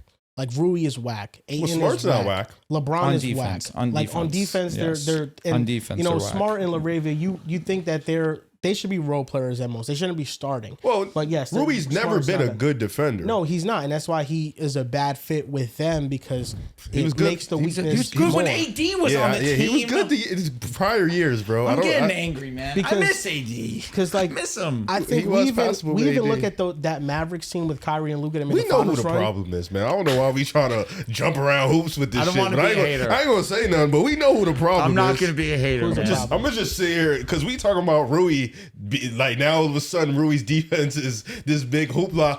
Nigga, he been that. Like this, he's been not that good of a defender, but it's never been a problem, right, John? It's never been an issue. We know who the problem is. We're just not gonna say it, and that's okay. You can say it. No, it's fine. Like we're gonna just jump around hoops and call out LeBron He and already call said out that he regressed Rua too, so and- he Let did it seem to the finals a year and a half ago. yeah, that felt like a decade ago. You know what I'm saying? It was like 2024. Time does fly. Time flies. Here's you the know? thing, though, is who's that- the worst defender in that finals? It was obviously Luka. He's also easily, by far and away, the best offensive And player he in that series. he shot 27% from three. His teammates shot below 30%. Okay, so he was a at part of 30%. that. His teammates shot Yes. 17% on wide open threes. And he was They were also a always part of fake shooting like shooters shit anyways. from That's true. they were. three. Yeah, And that this shit is what was I was about fake. to say is that, for one, we've seen Luka be a part of great defenses. Like, yes, you can cherry pick the finals in that matchup and say, because of that final series, the Mavericks were garbage defensively. But from rounds 1, 2, 3, 1 to 3 they so were cap. amazing defensively, and they had a great game plan. They had a great game plan against OKC. They had a great game plan against Minnesota. They had a great game plan against the Clippers. And they were really good defensively in all those three series. And what propelled them into the playoffs and making that second half run that they made was their defense. They were a great. front court, They were a great especially. defense in the finals as well. Yes, defense, offensive rating wise, they held the Celtics to their lowest offensive They were rating. great. I would say of that the they were first three great in the matchups. finals. Their issue was that Nobody could shoot, They and Luka couldn't. didn't make his shots. I would argue that that Boston's defense was just better. I don't know. Because if they were- Kyrie played Boston was bad getting in the- shots, man. Yeah. Boston was getting looks. Kyrie didn't play one of the finals. Luka Doncic. The needle he- mover played like shit. you had to, yeah. you had to see the Kyrie. But shit. here's the thing: is that this kind of goes back to the point of like what John is saying is that all it took for the Mavericks to make a finals run with Luka Doncic and Kyrie Irving Was Luka shooting outrageously great? Can't do that. was a trade deadline move to get Gafford and to get PJ Washington, who at the time when those moves happened, nobody was fucking sold at all. On Gafford, On the Mavericks. everybody was moved. No, but nobody On the was Mavericks, sold you're on the cooking. Mavericks going on a deep run after those two moves. This is so not. They were 2024 able anymore. to go on that run because they just got marginal complementary role players. Luka was also a better shooter then. okay. He's settling for much tougher shots. Can we not do that? Yeah, Having Reeves it's- is going to alleviate the pressure and simplify his role. So where he's taking No, not he true. had He has he's Reeves making- right now. no. If it's a He had heliocentric that offense- last year. But He they were had it winning, though. last They were year. winning. Simplify this. No, they're If winning it's a now. heliocentric Like, they're winning offense- games. Which it will always No, no. be. It will always be that. If As it's a long as Luka is on the team, heliocentric it will offense- always be that. Okay, yes, to a degree, yes. But if you're alleviating that to where his usage isn't 40%, if he isn't making every single decision, if he can be off the floor for 10 minutes and the offense It's can not tread realistic. Like, but listen, go it ahead. It is when you With have the a way- near all NBA caliber guard who is averaging close to 10 assists a game, and his absence is also efficient from every single level of amazing the field offensively. at the same exact He's time. Riv, amazing you make it offensively. sound impossible for the Lakers to build a defense around Luka. Incorrect. You guys make it sound easy. Yeah, that is No, what it is. I don't make it. No, you guys make it So sound well super said, fucking Riv. easy. So- I don't make it sound It's impossible. hard. You What guys make it Mavericks sound like did this was shit hard. You One guys of make the it sound like best- this shit can happen. One of the Okay, best hold on. lineups in the- Hold on. My fault. What the Mavericks did was hard. signing Derrick Jones Jr. on a minimum was hard. Getting Kyrie Irving for a fucking Signing Najee Marshall was hard. And Najee Marshall was after, and Luka didn't even play with him that much. Hold up. Trading for PJ Washington and Daniel Gafford was real hard. That was hard. Great deals. Gamble. Great deals. Getting Kyrie Irving was a fucking blessing. It was the biggest heist outside of Luka, obviously. They got him for nothing. Okay, and they also let Jalen Brunson walk for nothing. Fair point. Because he could have stayed there, and the organization continually you got was Kyrie. awful You got a better at building around Luka. Yeah. Their all-in move when Luka was just answering his all-NBA version of himself was trading for Kristaps Porzingis off an ACL injury, and they didn't work out. But no, their all-in move was go in on a player that people weren't sold on and trade for Kyrie Irving. That was their all-in move. The hard part is they got top 10 pick. Another all-in move. I was going to say, another all-in move. That's the hard one. That's the hard all-in move was bench Luka Doncic for the rest of the season. Tank. That wasn't hard. They were ass. They were like, They just were get a ass. top 10 pick. For the Lakers, that's going to be hard to get the top 10. You can't. The Lakers cannot tank. The Lakers cannot make those gambles like the Dallas Mavericks did. The Lakers do not have draft picks. The Lakers can't just go out. They don't have draft picks that they can move. They don't. They don't. They can move that. We're soon. They'll have 2031? No, but we still have every other year too. They don't have a lot of draft picks to move, John. That's why they are strapped and they cannot move. I'm telling you. No, I said they don't have a lot, John. That's why they can't make any moves. It's the same shit. They're sitting on their ass for a reason. Think about us. The Luka trade only trading Jared one pick was a Vanderbilt miracle. on $10 million a deal. He can't move him. You can't move Gabe Vincent. You can't move Maxi Kleber. You don't have shit to move outside of Rui. Rui takes away a shooter. You don't have anybody to move. One of the best lineups in the NBA right now is Luka Doncic, Austin Reeves, Marcus Smart, Rui Hachimura, and DeAndre Hunter. Yes, it is one of the best lineups. That's one of the best statistically. Yes. And then when they play against competition, they fucking get smoked. And so with two minimum signings, with two minimums or two near minimum signs, Marcus Smart and DeAndre, that's one of the best lineups in the NBA. You're saying it's hard to build around statistics, them. But it's hard to build numbers, around them. and they still don't. And they still, with that lineup, you still feel like, as a Lakers fan, you're far removed from the top teams in the league. Let's just be honest, John. You're not playing that lineup in the playoffs all 40 minutes. The basketball we played over the last month has been dog shit. It's not been good. It's been dog shit. Yeah, but you make it sound like it's near impossible to build around Luka defensively. No, that's not what he's saying. All he's saying is it's difficult. What you just put out, I think it's a fair argument. What the Mavericks did wasn't difficult to get Luka advantage of bad situations. PJ Washington gamble as fuck. That was a risk. Did they gamble right? Yes. Coming from get Charlotte, credit for that. Gamble but that was fuck. crazy.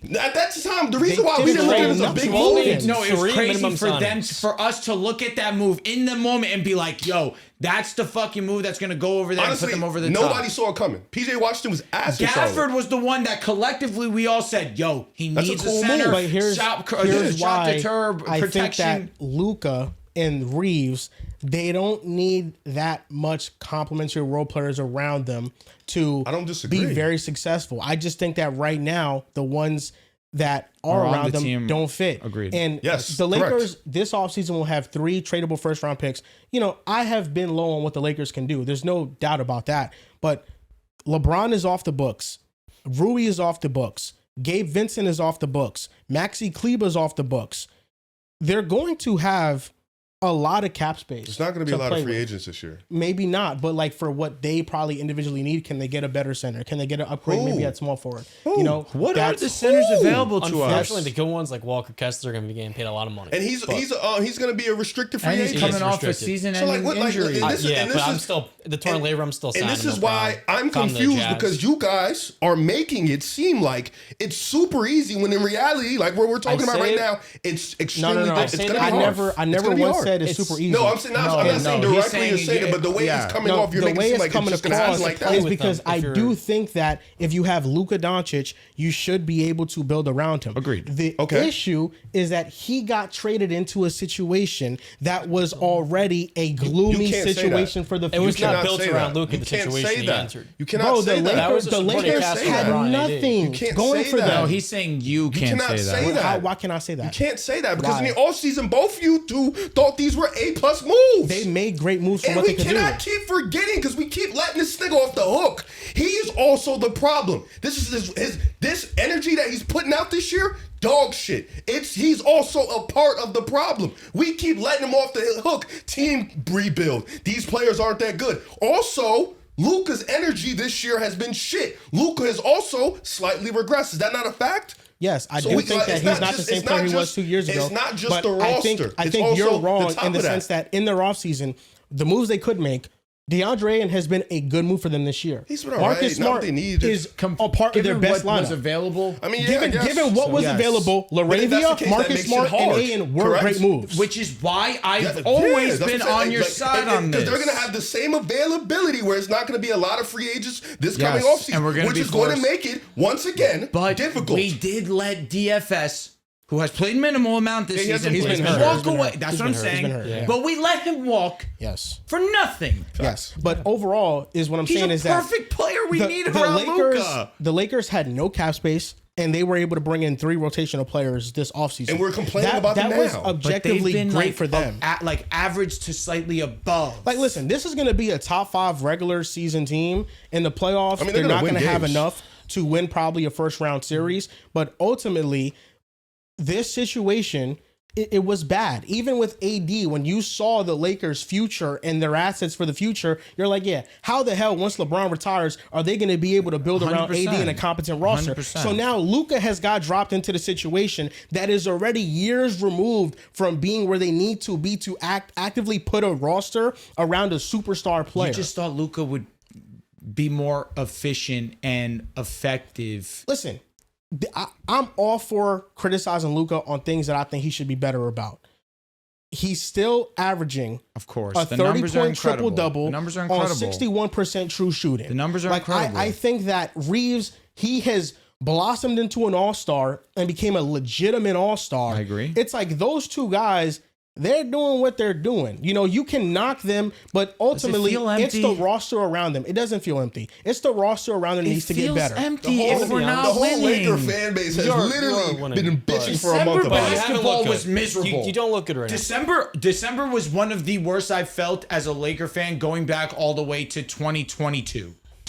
I think in a funny way. Is that crazy to say? We all agree with each other. All 4 of us right now agree with each other. I agree with you, Riv, in the sense that Luka Doncic should be better as a leader.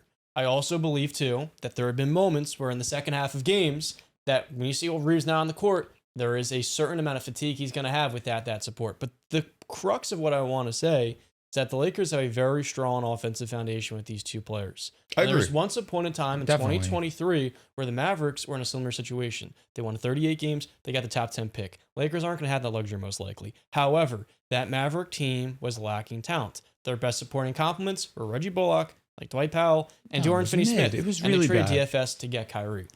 The Mavericks back then were in a very bleak situation, and people had very similar criticisms of Luka. And the next 2 off seasons, they signed Derrick Jones Jr. on a minimum. And Luka Doncic literally turned around his career. They signed. I want to finish. He left and was still They signed good. Najee Marshall on a very low level contract. They signed Quinn. They had Quinn Grimes for very little. It was like Tim Hardaway Jr. in a trade with the Pistons. The Mavericks found a handful of very good role players, and they were maximized because they were plopped into a situation where it was very easy to play off of those guys. If you're a defensive first wing, and then offensively, you had to be competent. You had to make 36% of your threes, be decent as a second side creator, and be able to finish plays. And then the Mavericks, a year later, were in the NBA Finals. What year are you talking about? Talking about 2020. No, Najee wasn't on the team when they went to the 2022. championship. I said the next 2 years. John, 2022. The next 2 seasons. Because Then mention Clay, right? The I Mavericks guess. got off to a very good start in 2025 before Luka got hurt. Yes, I agree. John, 2022. Name me the 3 best teams in the West. In 2023? 2022. Name me the 3 best teams in the West. 2022, the Warriors. 2022. Yes, the Warriors, Grizzlies, and Phoenix. Name me the 3 best teams in the West right now. OKC, Denver, OKC, and San Antonio, and how far removed are they from the 2022 teams?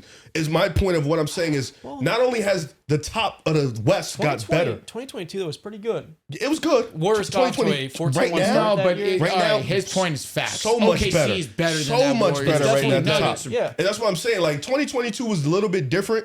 2024, you got it. I have no I feel like you can follow that same trend.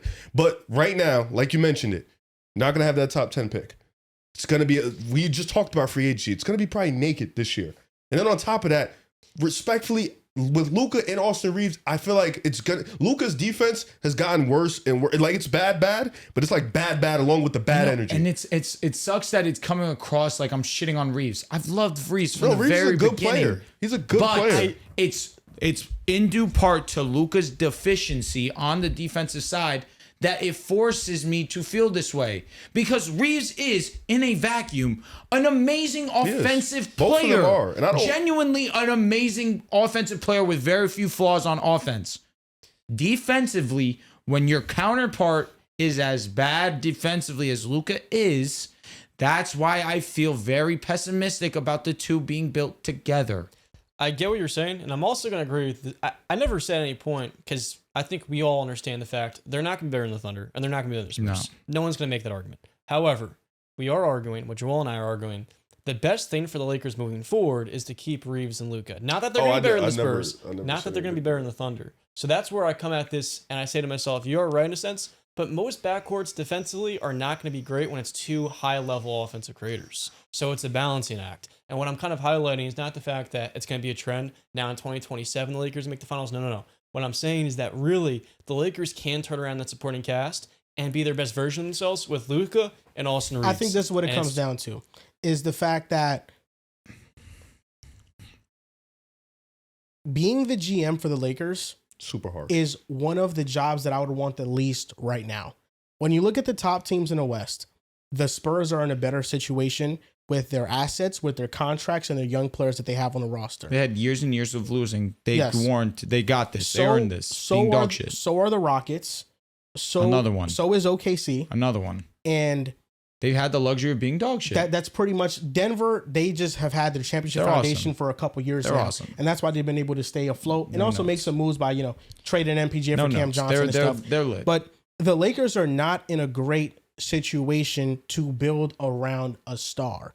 And we're going to talk about Luka and we're going to talk about Reeves, but ultimately the situation isn't enough they don't have enough assets to properly build around them. A lot of other teams have so much more, and they will continue to stockpile because the Lakers, like you mentioned, OKC, San Antonio, Houston, they were able to be bad. The Lakers were never able to have a down period, and the first round picks that they've had in the last two drafts, they have wasted them. Here's the reality of that. They're also paying the right guys too. Fred getting paid for Houston, OKC bringing in Caruso, having Dort and stuff like that, bringing in Isaiah Hartenstein, San Antonio, Harrison Barnes, good vets. Like, they're also making good moves on the margin. Lakers are making good moves in the margins. Reeves won the best contracts in the NBA. Reeves was undrafted, so it's a little different.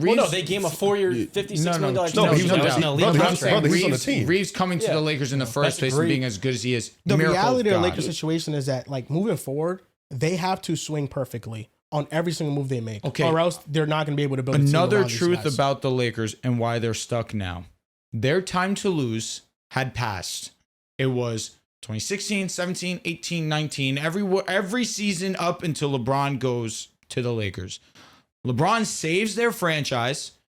They trade for Anthony Davis, but in trading for Anthony Davis, they trade all their assets, young assets, to go and get him. Now you have this amazing team in 2020. You win a championship. 2021, you can run it back. It's an amazing team. Number one in defensive rating. AD gets hurt. LeBron comes back 2 games before the playoffs start. He's a shell of himself. They obviously lose in the first round. 2022, you blow it up because you lose in the first round. Pelinka overextends himself, trades and guts the roster for Russell Westbrook. And that is the turning point in the franchise. 2022 is the turning point in the franchise where Pelinka was in all-in mode from every year on out, trying to salvage a terrible mistake that he made.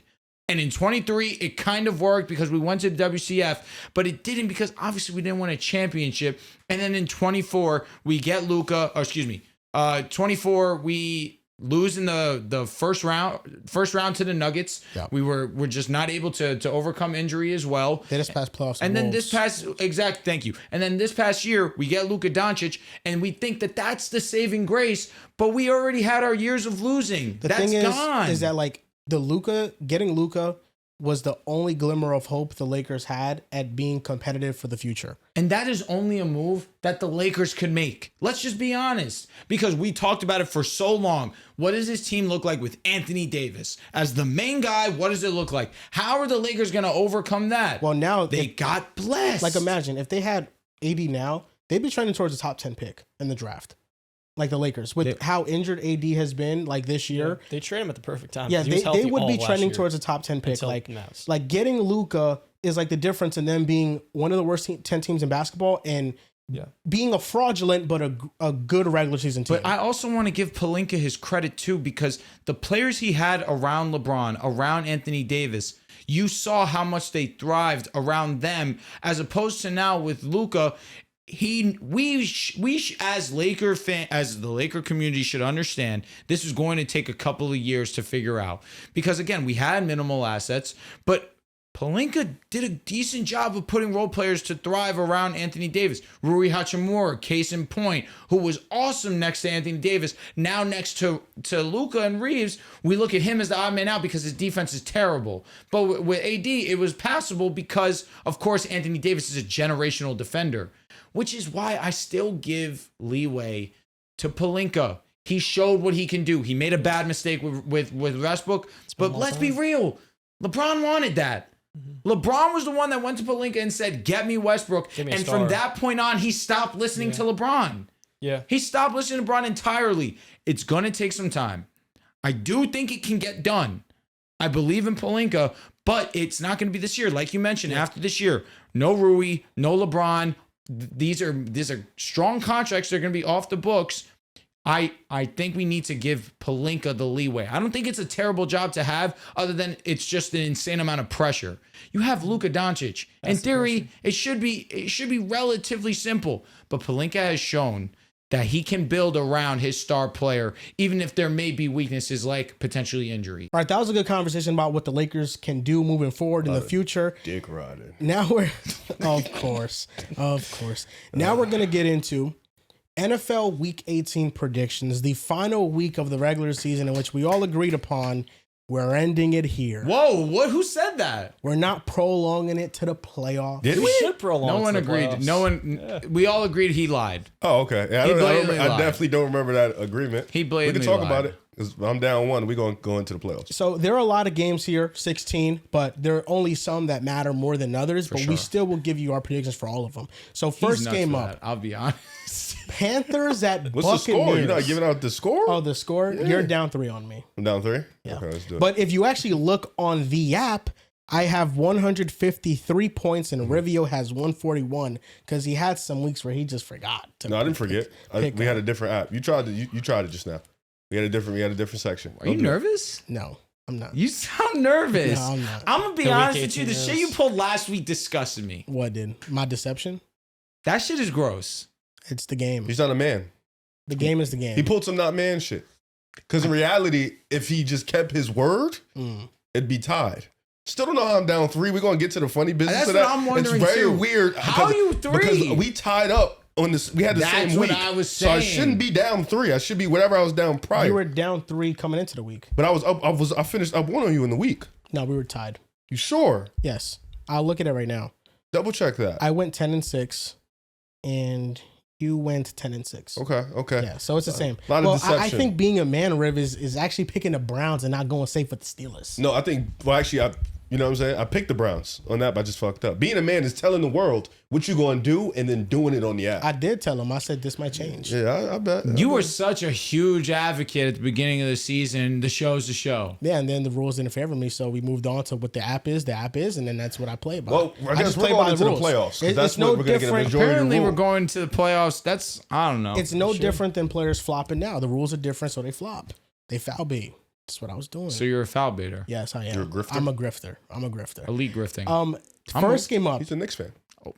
Saturday. You have to do that. The 2 of the 3 important games that matter the most this week are going to be on Panthers at Buccaneers. I thought if the Falcons won, the Buccaneers were eliminated. So it's weird. The Buccaneers' chances definitely lessened. It's not a win and in scenario anymore. So if the Buccaneers win, They need the Falcons to lose. The Falcons can still make the playoffs. I thought so. No, they can't. The Falcons are done. The Saints. The Falcons don't have the Saints tiebreaker. can make the No. playoffs? No. The Saints, if they win and the Bucks win, the Bucks are in the playoffs. But if the Bucks win and the Falcons beat the Saints, the Panthers are in the playoffs. Oh, But they're all 8 and 9. But the 3-way tie favors Carolina. Got it. Here we go. So that's how it is. This is stupid. This division sucks. If Kirk Cousins played all year, the Falcons are in the playoffs right now, though. Maybe not, dude. I don't know. Cousins kind of started off shaky. He picked it up. He played much better. Kind of. But Panthers at Buccaneers. Let's be for honest, the did he? NFC South Bijan crown. carried. He just did capped carry. so bad, bro. I don't know. I why, know, bro. that was- We just we What do you gotta mean? stop Did we not see the Carolina Panthers shut out Atlanta with Michael Penix at center? The Panthers shut out with Kirk too, bro. They just had a good day. They really, Bijan had a good day. Bijan. Bijan Kirk just has been backpacked the fine, shit man. out of them. What I did think- he do against the Rams? Is Kirk better than Michael Penix? That's I don't not know. hard. Is it a can they win one more game with Kirk? I Could they've don't been know. 9 and 8? Sure. They I could don't maybe know. lose a couple more. I don't know, bro. I don't know. What game is Kirk losing that Too much Michael hypothetical. Penix Too much won? hypothetical into this. He ain't that good. He would have won against the Bucks. Yeah, When Penix goes Superman and gets into the end zone, they just beat. He did nothing. No, they didn't. He did nothing. Whatever. he did nothing. Bijan like had Kirk. 200 You guys I played like Kirk. Kirk No, too. you don't. Clearly not. Clearly not. Bro, you're going to do that to me? Clearly That's not. crazy. Yo, Bucks man. or Panthers? Who we got? I'm taking the Panthers, bro. We've been here. I'm also Riff, taking you're turning Carolina on in us. this No, matchup. I'm here. All right, Fuck nice. it. I'm a man. What I tell you is what I'm going to do. Type shit. One Panthers. thing, What one I thing tell the you is what I'm entire gonna do, too. NFL world has regretted this year is when they've picked against the Panthers and they've come back to bite them every single time. Matchups like this, I I picked think them last week. I regret it. What are they? 8 and 9? they're 8-8. 8-8? They're an 8-8 football team. But when people have doubted the Panthers this year, every time they've come out on top, I'm gonna take Carolina in this matchup. I think they end up sweeping the Buccaneers and win the division the first time since 2015. If you picked the Panthers, you went 0-8. If you picked against the Panthers, you went 0-8. Yeah. That's funny as shit, John. Listen, man. I think He's right though. Yeah, I know. That's what I'm saying. That's He's why it's right. funny as hell. I think the Buccaneers have been one of the worst football teams in the league One of the most disappointing for the last 8 weeks. They Yeah, they've have. been There's awful. nothing about Tampa Bay I enjoy except Bucky Irving, and even still, he's making me gloom. I think that Baker Mayfield is playing through an injury right now. He I think always is. that's getting under discussed, but must win always a shoulder scenario. injury. Everybody healthy for It's the always for the something. Can never Buccaneers just be he essentially. ass. You know what I'm saying? It's always he's Baker something. ass?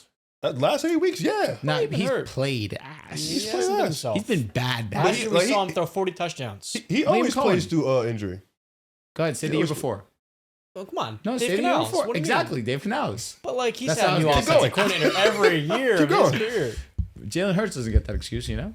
It's just Jalen Hurts got to be better. So you mean to tell me the year he doesn't have a good OC, he plays like shit? Well, he's had this injury, the shoulder injury dating back to He had an the injury Rams game. last year. Last year, he slung 41 touchdowns. Okay, so let's stop with the injury stuff. Let's be real. And that was with Mike Evans, Chris yes, Allen being yeah. out So of the let's be lineup. real with ourselves because they all came back and he started playing like shit. They did all come That's back when and he's he been was hurt. mid. Yes, He's been he was hurt. with them in the lineup. John, for the 30th time, he was hurt last year. He was also hurt the year before. But last He year, plays last year isn't in this conversation. No. My point is, he was hurt last year. He threw 40 fat ones. Okay, but you're trying to compare when you can't compare No, the no, no, severity of the injury. no. I know what you're saying. No. But it's not apples to apples. Last year's the injury and this year's. He dealt with a. you're If saying it it's wasn't apples last to year, oranges. if it wasn't That's last not year, it. it was the year before. He dealt with a shoulder injury before. It is apples to oranges. I was saying it's not apples to apples. I understand. I mean, listen, ring. John, if you want to keep Got giving him it. the injury excuse, be great. You know, Just providing context, as Joel did. Mm-hmm.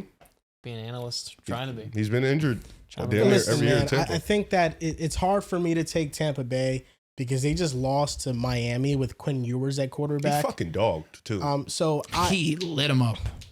I'd be taking a big risk on taking you're Tampa not Bay even here. gonna. You're not even telling. We don't know who you're gonna pick. But right now I have the Panthers selected. Yeah, on you're a the map. liar. You can change that on Saturday. It might change, Pick a you know. side, man. It really might change.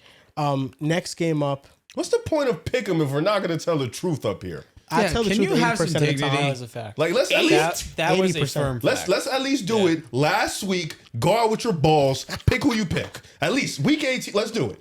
Don't switch your pick up. Pick who you pick. I'm going with the Panthers. All right, so stick with the Panthers. Don't change it. So you're not gonna stick with the Panthers Yes, too. yes. If So you're gonna what- wait for me, wait for me. That's Okay. fine. I know what Riv's going You're with. trying to play some 3D So I'm chess. going with. That's all fine. right, He's this- scared. He's next- fucking No, nervous. he's terrified. He's fucking scared. He's been as hell. terrified for the last month. He's not even. Yo, bro, Yo, he's he's- been talking about this like Yeah, he's he's been scared. moving not like himself. He's scared, bro. This next game, the Seahawks at the 49ers. I know where you're going. Don't be a man. I'm going with the Seahawks. Okay, beautiful. I'm going with the Niners. We I'm know also this. going with the Niners. All right. I'm going Seattle. This was not changing regardless of anything. Let's talk about who's been the better quarterback the last 5 weeks. Let's talk about it. Brock. Since he's been back. Brock's been cooking. Let's talk about how you thought a dink and dunker was going to take his spot when in reality this nigga's been on one.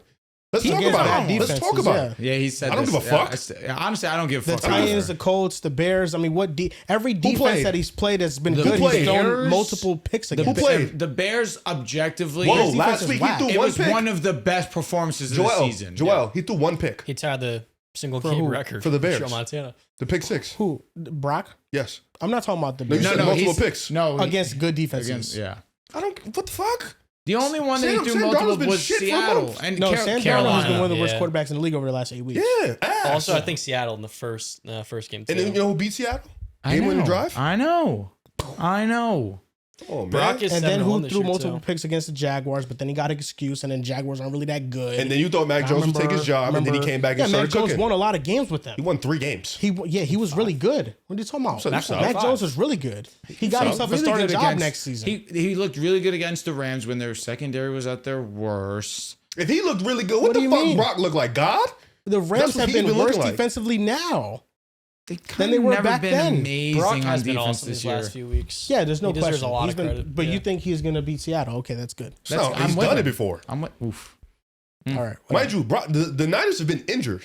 Yeah. Week Injured. 1, literally week 1. It had not been like On the road, week come 1. on, bro. Like this Brock shit. did it. Some people just don't have it. Some people don't have it, and Brock has it. Does Sam not have it? We're gonna find out because you know this was last year. This is how he lost his money. So if he wins this is how he this lost his game- money. No, he lost The- 30 M's. This is how he lost If his he money. wins this game, does he have it? He's on trend, right direction, right direction, I see. right He's- direction. he's gonna lose. It's literally It's a the trend in there. exact You can't- same it's a- scenarios He last lost season. 30 mil last year, starting here. This Yeah, is He exactly also what he gained lost. himself a lot of money last year. He made more money last Yes, year than he lost. yes, for sure. Oh, without We gotta make that clear. I know, He made John. himself a But lot he of was money supposed to be last 50. year. John dropped got to he got to 30. save Joel. I But get no, it. I'm I get with it. Yeah, you. I get That it. You know what I'm touchdown saying? that Brock had to choose, one of the best plays of the year by quarterback. One of the toughest plays this year. Brock's been incredible. Oh, I'm said with Brock. you. Yeah. Brock's been amazing, but I That just shit want was to make it clear. fire. You were even more versus fairs. Yeah, like- Bro, was that? That was like- nuts. And you saw Mac Jones dick riding on the sideline. Like, come on, bro. Like, He's the Mac ain't perfect doing quarterback. that. he know that you who want. Mac QB1 ain't doing is. that. He know who QB1 is, Well, man. yes, of course. He's getting. We know who paid the best quarterback on that $7 field is million going to for be 2 years. that night. Now this. What'd he You say? heard he said, oh, he's getting paid X amount of money. When Mac Jones got asked about it early in the season, he said, "Yeah, I know I'm the backup." I know It's fine. you didn't But know you it. don't think you so. didn't know it. The value No, it wasn't about that he value. provided It wasn't about was value. exponential. It wasn't about value, bro. was exponential. We gonna know who the best I mean, would I quarterback is rather on Brock Saturday. at $50 million or Mac Jones at $3 million? I mean, that's easy. So would you rather Mac Jones or Sam Darnold? Sam Darnold? Doesn't make sense. He's Sam playing Darnold's like gonna- shit. Doesn't make Sam sense. Darnold's cap hit It this year is doesn't. $18 million. He's making 30 M's. No, his cap hit's $18 But million. what's- Mac's making what, contract. $2 million? Still. Yeah, but Still. that's Brock's different. cap 50? I don't think so. Cap hit, yes. Because if you're going to do sure? that, it's 50? it's sure? definitely more than Sam, for sure. But Probably is it more than 50? Sam because he It's makes probably- more money than it's Sam. not. It course probably he might not be does. 50, but in a. Of course he does. It's because the Fuck. last years course of his he does. contract, it might balloon up to like 70. Who? Brock's. Oh, I'm like, Sam? Because of the voided It's 9 years. mil. Oh wait, it's 2025. Sorry. Let's look at next year. Next year it's 24, then 30, then 57, 72, It's not too 67. late. You just capped. No, I didn't. I literally explained it. I said because of the void years, Yeah. his cap hit's like 72 Oh, down that's the down line. the road, so though. Joel was Yeah. right. We're The talking about second next last year, bro. years. Yeah, but Sam is on a better contract for sure. He's on the worst of contract because he's the worst player. Okay, if you want to believe that. Yeah, fine. I'm Yeah. most. So You know, Seahawks are going to win this game. hopefully. There's no question about it. When's the last time Sam's had a good game? Damn, you gotta Recently, think. The Rams, if you count that. That's You count the Rams? That was a career defining. That's not career defining moment, but that was a big moment. For I think him. that Big was moment. Big like moment. Career defining's nuts. big moment. I was vomiting. Yeah, career defining's I gotta nuts. be careful of my words Yeah, there. big moment for sure. I think that was That an was- average game. I think he played well against Atlanta. Okay. How many have so That far? was 3 weeks ago. So he's had some good games, but I think that the increase in like blitzes and the pressures Oh, has poor been boy getting can't to handle him. blitzes. Yeah, that was big for Sam. All right. Can't underestimate it. All right. That was Keep him getting that over same the energy. I Damn. promise you, Sam does not move me. Oh, Drew, he can't handle blitzes. Oh my god. Fucking weak. Sweet ass. Yo, I can't wait for Saturday. I can't wait. 13 wins. Niners get the fucking division. And Brock, the first, Big Dick Purdy. And the number one seed. Number one fucking seed. They hated, last year, Dick Rodder. Brock can't do it. Not most valuable. Everybody been hurt. Brock's been fucking on one, man. Respect him. Respect the hell out of him. Lose Nick Bosa. Brandon, you can play all fucking year. Who's the real valuable one? Yeah, like, Makes come you on, think, bro. man. Like, Mac won 5 games this year. 5-3, but Brock's 7-1. He went 5-3. 5-3? He lost 3 games? So you're saying a third of more than So a Brock's third lost 1 game. Has he? He's 7-1. Yeah, because they have 4. So 7-1. Yep. Get the fuck out of here, man. Stop talking to me Who about have Mac. they played? They have the second easiest schedule in football. Well, they beat Mac the Seahawks. got the same They beat schedule, the Seahawks dude. week 1. Mac played tougher opponents for sure. Who? Check. We will check. All right, check. All Let's right. see.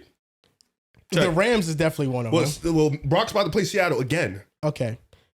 He played the Rams. Mm-hmm. He played the Houston Texans. Okay. He played Atlanta. Stop it. We And said Tampa tough Bay. opponents. He played the Rams twice. Mac Jones did. Okay, so they're even. And then that's it. He So played Brock played the Rams Jaguars? twice, Houston and Atlanta. Stop saying Atlanta. Tampa Bay. Stop You saying gotta stop Tampa. saying Atlanta. So You Dan, just said they're not good. Tampa. Nah, Yeah, you're no, done. time they were better. You're done. I thought they were better though. Jags, Bears. And then Seahawks I twice. forgot to say the Bears defense is bad. He played one of the best D-lines in football. And in then the Browns. Seahawks twice. So- We win. Well, the Bears are 7-1. awful. They're gonna No, have you top just three- said the top- Falcons. Well, the Bears are a playoff team. And if you're going to say the defense is bad, Brock played one of the best Browns D-lines are- in football. are much I didn't worse say the than the Browns. Falcons I though. didn't- Okay, so Yeah, I what was didn't the say tough team? The It was Seahawks Seahawks. twice. And the Bears. Bears defense And Jaguars. is good. The but I'm saying Jaguars. Browns defense Brock is Well, played he's good. gonna play the Jaguars. Seahawks now. But Seahawks twice. Seahawks, Jaguars. Bears. It's pretty much the same level. No, it's not. Atlanta's not going to make the He playoffs. played at the Rams. He played them twice. You think the Rams are better than Seattle? But they're, brother, same tier. Same tier. Seattle's got Same more tier. wins. Same tier. Then he played Houston. Mac Jones played Houston. And what Valid. happened? They lost. Bro, he played. He bro, lost against Jacksonville. So that evens out. Cancel out. So yeah, they played the same level of comp. No, you fucking out of Atlanta. Take Atlanta out. Atlanta's crazy. Take Atlanta- Tampa out too. Atlanta- They have not won a game in mad long, Atlanta bro. and Tampa Bay are tougher than Indianapolis and then I Tennessee. didn't even bring up Indianapolis. But the other teams that he's beat has been the Browns, Indianapolis, and the And the Bears. Titans. They played the Panthers. Bears. Yes. He just fucking lit the Bears up. He lit the Bears up like The Texans and the Bears. Who's better? What the Texans and Jaguars? Yo, stop cheating. You're cheating, bro. They played the same level of comp. Yo, bro. you're cheating, They bro. played Who won more games? Fuck all this. Who's started more? It's the same amount. Actually, yeah, it's 8 Yeah, bucks. yeah, Yeah, got his ass. Got his ass. Got his ass. 7-1. Stop hating. It's Stop because trying to they- hate. Bro, Who gonna win the three division? of the wins were the Browns, Titans, and the Yo, Colts, bro, bro. stop. Are you telling me Mac Jones not winning those games? With a straight face. You're telling me Mac Jones not winning those games? Did you see what the fuck He's he not just did beating to the Chicago? Bears. He's not beating the Bears. I'll give you the Bears. He's not Fine, beating whatever. Seattle. Seattle will fuck he's back not up. beating Seattle. Is he beating Indianapolis, Tennessee? That's and the why I'm Browns? not bringing them up. He should beat Tennessee. The Browns? Is it a Listen. gimme? No, Was he should beating beat them. Jacksonville? Joel. Probably. Drew. At that point in time, Brock threw two Yes. picks. No, yes. He should beat them. Mac Drew, Jones he isn't should beat tying them. the He should beat franchise them. record for touchdowns in the game. He should beat them. Against who? The Colts. Drew, did I bring 5 up of them. those teams one time? No. I don't care. Like, I'm not bringing those It's games pretty up. much the same level of comp, though. Stop. It has been. Sort of, kind of. It has been. Who has more wins? Brock. That's a good point. Okay. Who has more losses? Mac Jones. Stop talking to me. It's 5 fair. and You're 3 calling to- it same level So comp then and we one can, has a we better can just do record. win-losses. It's We why. can just do win-losses. It's why. That's it. You're doing It's it. 5 and better 3 to numbers? 7 and 1. Yeah, Cut easy. it. That's it. Easy. That's it. 3 Easy. million and 50 mil. Yeah, 50 mil is a dude. 3 mil is not. He's a backup. So you have 49ers in this game. course. Okay. I have the Seahawks in this matchup. This in San Fran. Yes, candlestick. No, stop. Tyler, this shit over, bro. This shit over. Cut him again. Cut Sam. He's not gonna play good. He's not gonna play good.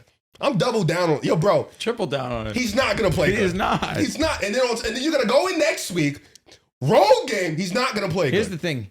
If he doesn't play good against this Niner defense that is beaten, battered, and bruised, I'm going to be even louder than I've ever Because been. I just don't understand what makes you guys so sure that Sam's not going to get it done. I think he can play. He the should. Seahawks, He should play well. The Seahawks it's written are for him winning. perfectly they're to going play to well. be the first seed in the NFC. I'll and be they're more going to an shocked NFC if he West. plays and like then you're gonna shit. wake up.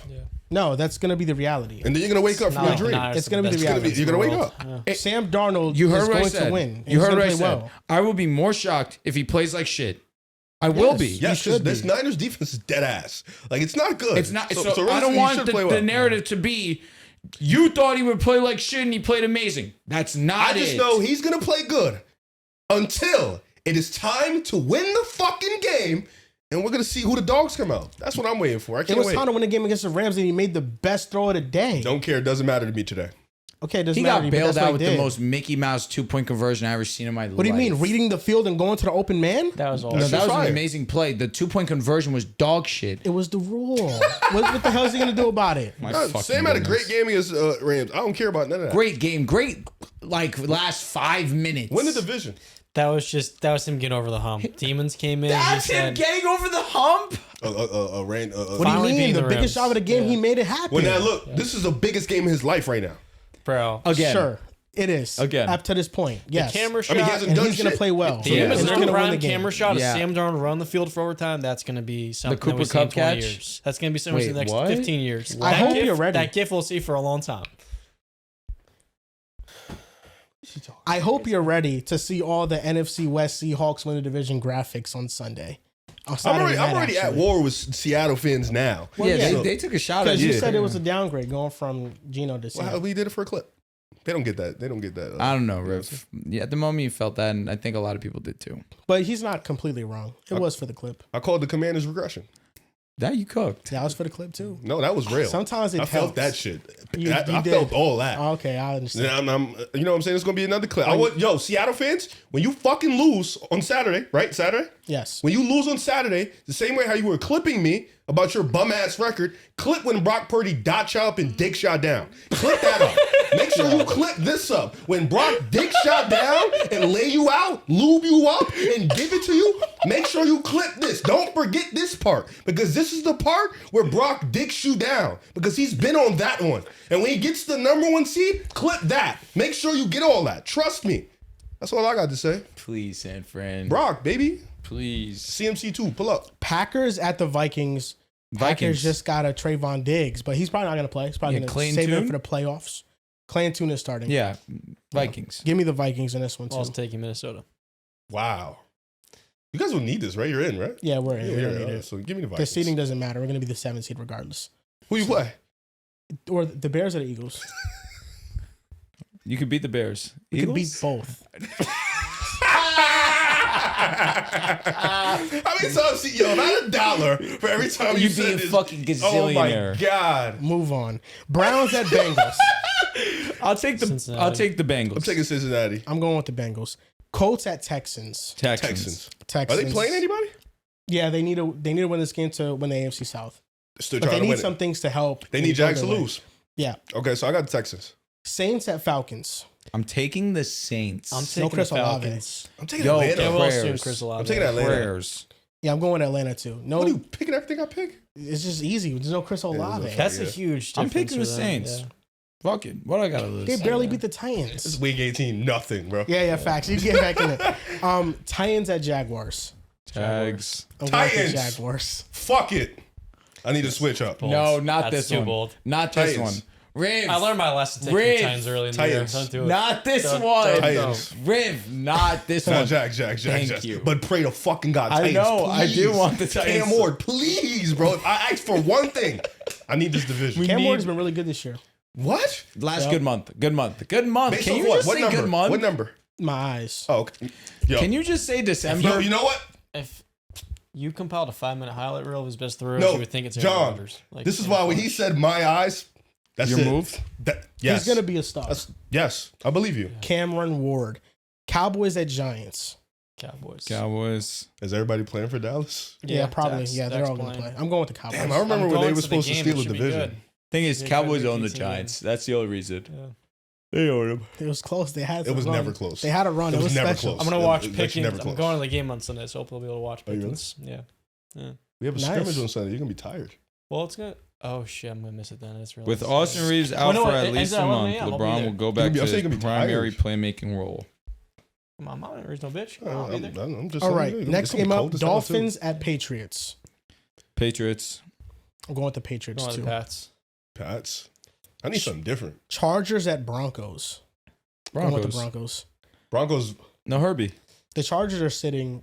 Broncos. A lot I feel of like ways. should sit everybody Yeah, I'm too. going with I go Broncos. Denver. No, too. we when we get the first seed. Right. Yeah, I'm going Denver. Denver. I thought y'all had it already. Who's behind you? Cardinals. New England. Huh?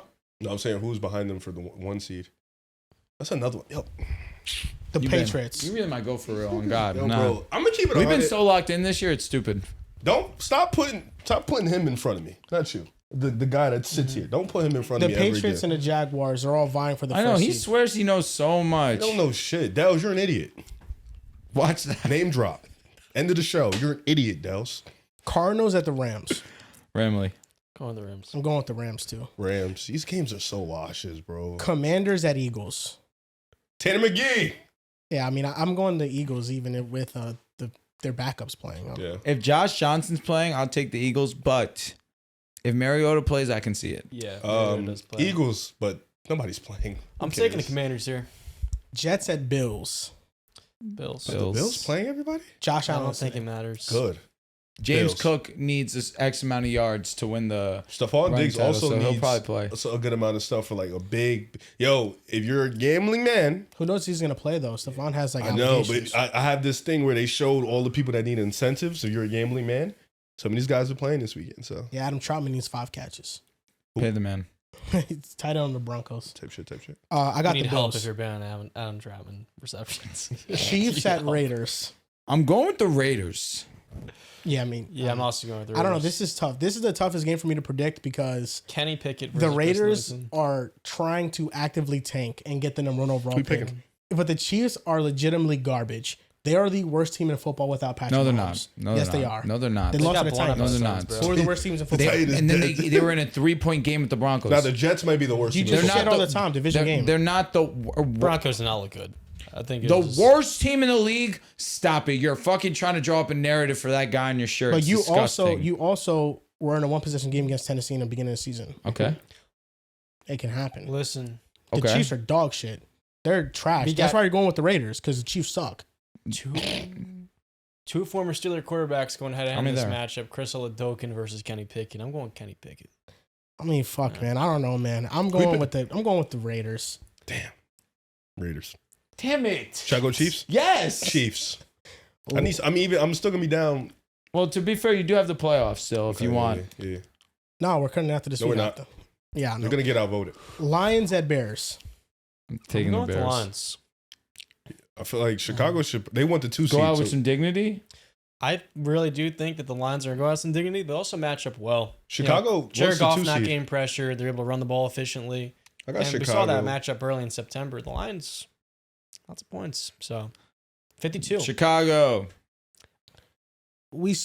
Jared Goff just had 5 turnovers against the Vikings. They scored 52 on them last time they played. So, Good Yeah, point. that's why I think that the Bears will win this one because They need it though. I think that they're trying to get that number 1 seed, and the Lions just don't look the same. I think the play calling hasn't been as good as it was early in the season. That's because Dan Campbell has taken over, and I just think that Chicago's out for vengeance. They want to win this game after losing by 30 points. 52 got dropped on them. So I'm going with the Bears, and it's also Ben Johnson's former team. I think there's added incentive, and they're also playing for They the want the number 2 2 seed, seed. yeah. You know, so that's the difference between avoiding the Rams and playing them. Essentially, They play you guys. yeah. If they get the number 2, yeah, they I play actually us. want to see that round 3. I think that'd Yeah. be dope. Yeah, Ravens at Steelers. going with Pittsburgh. I'm going with the Ravens. Lamar's playing. TJ Watt's playing. Seems like all these players that have been at the last You couple ready, of John? weeks are going to be playing this matchup. And you know what I'm going to tell you?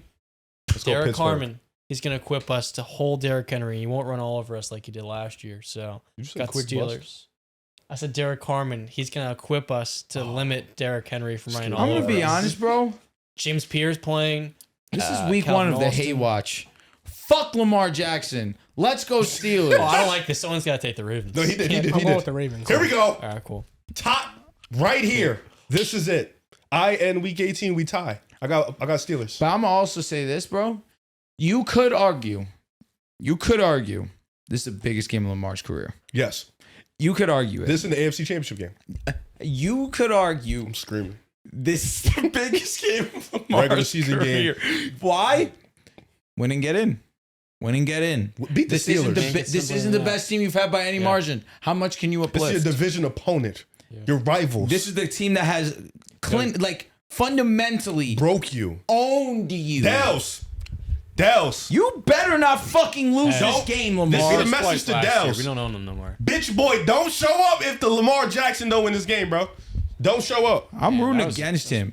Fuck Lamar. Fuck No Dubs, DK Metcalf in this game, and Good riddance. Poor Rodgers. He's got Marcus Valdes-Scantling as one. Nah, bro, I'm Ravens done. Should win. They should win. They should win. They should but win. will they? The Steelers. I hope not. I've been seeing. I saw some of the nasty shit in the comments. Been talking about y'all last couple episodes, man.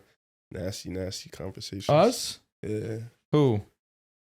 You guys. I don't know who. I didn't watch it. Just, I read the comments. What'd they say? You guys, some of your list. I think you guys made like a NFC, AFC list, like some playoff list. They were shitting on it. Nah. My list stunk. I had the Jaguars very I seen your Instagrams though, so Dels is done, bro. Fuck Dels. Yeah. Why? What'd he do? Just stupidity. Y'all was watching the Rams get butt fucked on Monday night and was still talking like they were invincible. It shit killed me. You know what? I'll do Respect you the something Rams. better, Riv. I'm switching my pick from the Panthers to the Buccaneers this week. He's Okay. lying. No, I got it He in the did app. pick. Yeah, Lock that it in. You doesn't cannot matter change to it. me. Joel, you cannot You will change literally it. go right before game time. All right. Joel, I'm making my pick. Joel, you cannot change it. We agreed. You cannot change. Okay, your I pick. screenshotted my picks. All right. I mean, You're you can gonna delete the change it. screenshot. I don't. Why are you telling us you screen? No, you I can sent it delete to you. You guys can hold me accountable.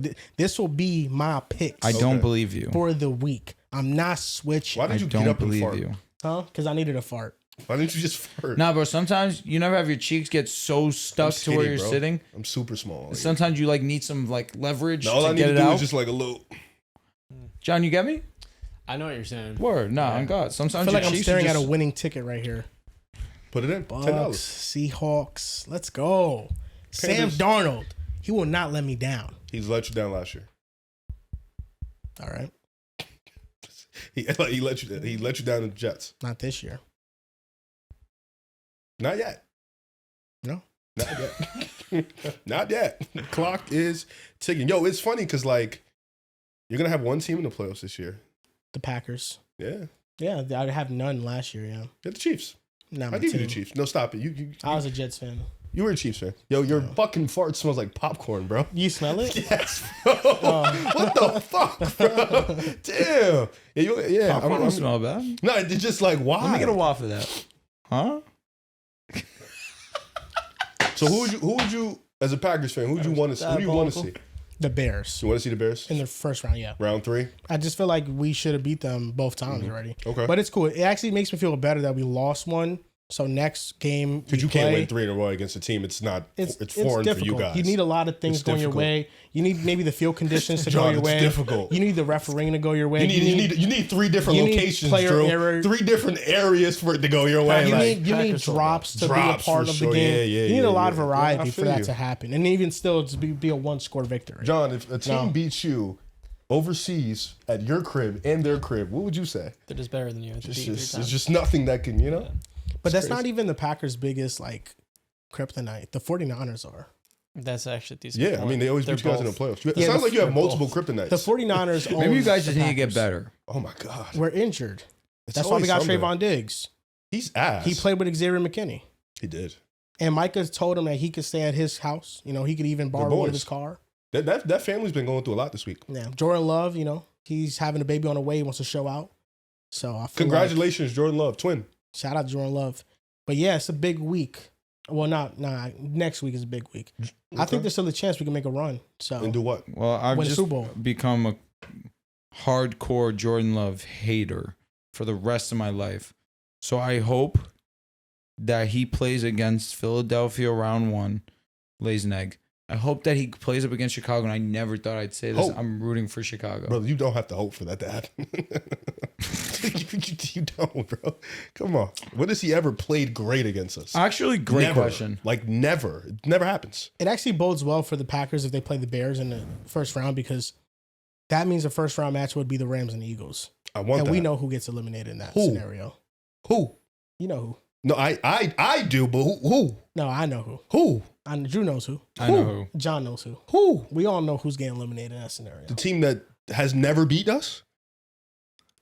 Who? I'm definitely not taking your bum ass offense respectfully. You wouldn't have to. The bum ass offense is fine. The defense is going to put them in a box. You're not putting no Rams in a box. They just got butt fucked. Regular season game, bro. In the playoffs, they didn't beat us. They almost did. They almost always beat us. That's a good point. When are they ever gonna just beat us? You know what I'm saying? This year. Okay. Jalen Hurts will play well though. I don't have a problem with the Rams. I want to see the Rams. Actually, I don't even want to see them no more. That's boring. Yeah, that is boring. It's boring because I know what's gonna happen. Let's wait for the chip though.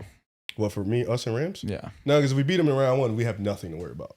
That means we figured everything out. Then it's a free ride. Yeah, that means you could have the Seahawks weighing on you. Who? The Seahawks. No way. The Eagles haven't beat the What did you Seahawks just in say? a decade. Brother, that was a whole different team the last time we played them. You played them multiple times. You haven't beat them in a decade. One time we played in That the playoffs. defense was Name the quarterback. I know who the quarterback Name is. the quarterback. Your starting quarterback? Yes. Name him. Give me a second. Name him. Give me a second. No, Carson Wentz got concussed. Yes. I know Name him. that. He was a high school teacher the year before. Name him. Was. Josh McCown? Yes. Yeah. So That shit doesn't matter. It doesn't. We have a whole new regime. that defense will put you on the box. Okay, they so wait. almost- So if they own us, why does that matter? But when we own you guys, that shit don't matter. Because we're going to turn the tide. So why we can't turn the tide? Joel, you always got something to say, huh? Potentially, but not against them. You always have Okay. something to say. But you're Huh? not getting past the Niners, so it doesn't really matter. Drew, Denver, who would you want to see if you were a 2 seed? 2 seed? Yeah, if you were a 2 seed, who would you want to see? Like, it could be spite, it could just be right. Like, who do you want to see? Buffalo. Okay. Because you want to get your get back for last year? I just want to get that over and done with. I respect that. You heard that Dell said that Josh Allen isn't an elite playoff performer? Then Lamar isn't good. That's what he said. He said that as long as you talk about them the same, he's okay with it. But why does he have to always ride Josh's cock? You know why? Because the two will always be compared until one of them win the championship. But I wasn't even here. I'm sure you guys. It had wouldn't say nothing to anything. do with you. But I'm saying I'm sure you guys wasn't glazing Josh.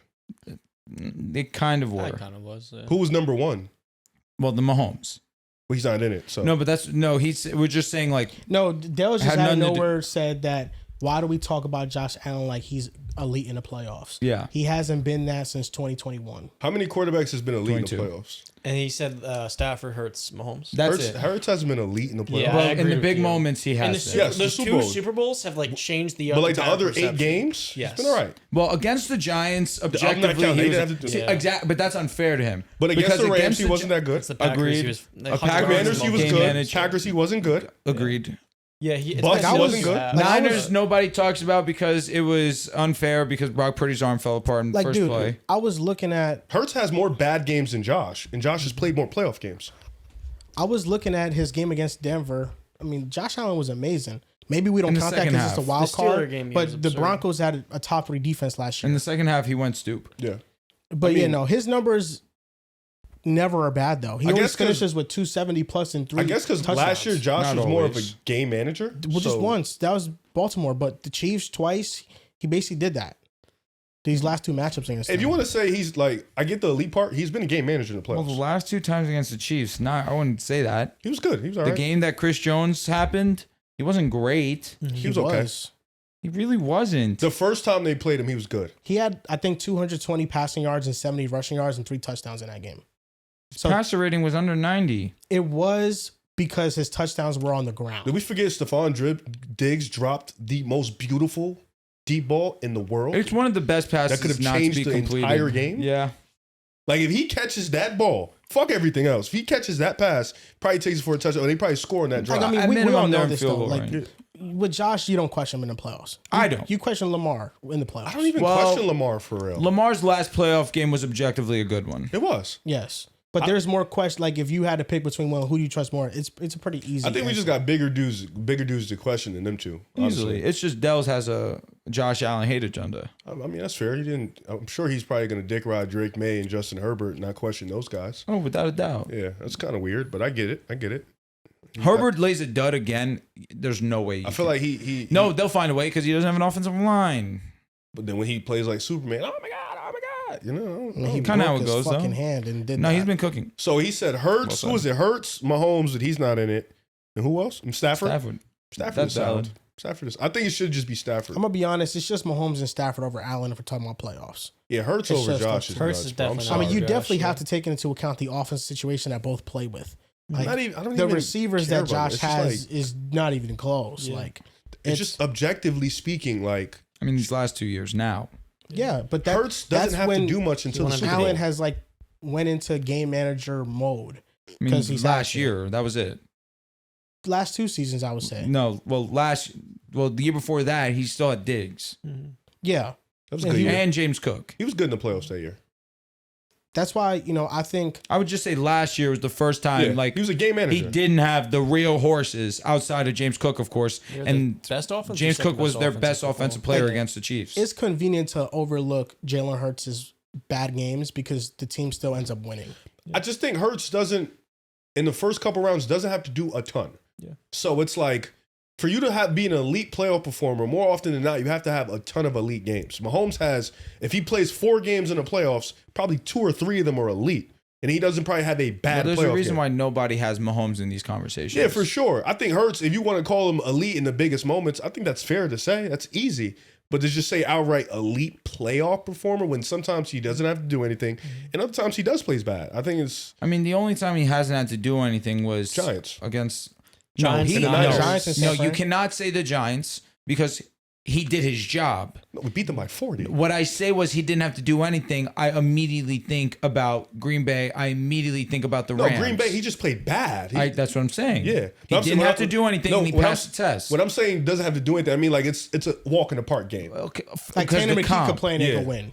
But Yes. regardless, he laced the Giants. He played good. The Niners is the one game that I feel like we treat like it doesn't count. 'Cause The Bucks, unfortunately, the first time he was in the playoffs, he was not the version of Jalen like, Hurts The we know second now. Bucks Why- game, And too. second one Bucks too. game. They laid an Why are egg we as a counting team. the Giants? I think I'm not counting them, but I'm not counting them against Jalen Hurts as he didn't have It to should do be in the anything. Niners conversation. Like both Bucks games and then the Rams and Packers this past playoffs. the were bad. Giants beat the Vikings. Yeah, Vikings always fraud though. They won 13 games. Yeah, their defense was terrible, fraudulent, fine. They won 13 games. That's a team Yeah. that also beat the Bills. Yeah, That's I understand fair. what you're saying, but Hurts has 4 bad playoff games. The Rams, the Packers, both And then the two Bucks Buccaneers games. I wouldn't count the first Bucks game. I wouldn't either. It's his first playoff game, and I'll they count were the second one. wildly outmatched. I count the second But one. I even don't then, count it's the like first if we count as great games, the 2 Super Bowls, the NFC Championship game, That's it. that's 3. The Giants game, The Giants game, Yeah. that's 4. It's pretty much even. it's even. That's so. And I agree Niners with your game point. doesn't exist. I treat it like it doesn't exist, even though it's the NFC Championship. Yeah, it was unfair. But the Literally Commanders unfair. game, he was great. Both Super Bowls, he was great. So Yeah. that's. I think even in the Rams game, like he had a great moment. He played like shit in the second half because the pressure he was taking. He was off a perk. Also, we don't talk about that. He had a 40-yard touchdown run he did. That's he the did. main thing I remember from that game. Not how badly he played, but the that he was off a Yes. perk. 'Cause Yes. towards the end, he wasn't that good. He was high. Yeah, I respect it. Sometimes you wish. play better though. Perk it. Rain Shout out KD to- be high every Rain game. Slater's slow. Look at Kurt Angle. I mean, he That's all wrestled I better. remember. That boy was off perks. Him, Kurt and- Angle him wrestled and the better. guy we can't speak of off perks. CB, wrestler, CB. Oh, okay. He was dominant off the perks. Well, that's going to do it for this episode Great of way to the end Pick a Side Podcast. You guys can follow us on Facebook at Pick a Side Podcast, on TikTok and Instagram at Pick a Side Podcast, and on Twitter at Pick a Side Pod. Thank you guys for watching, and we'll see you guys next time.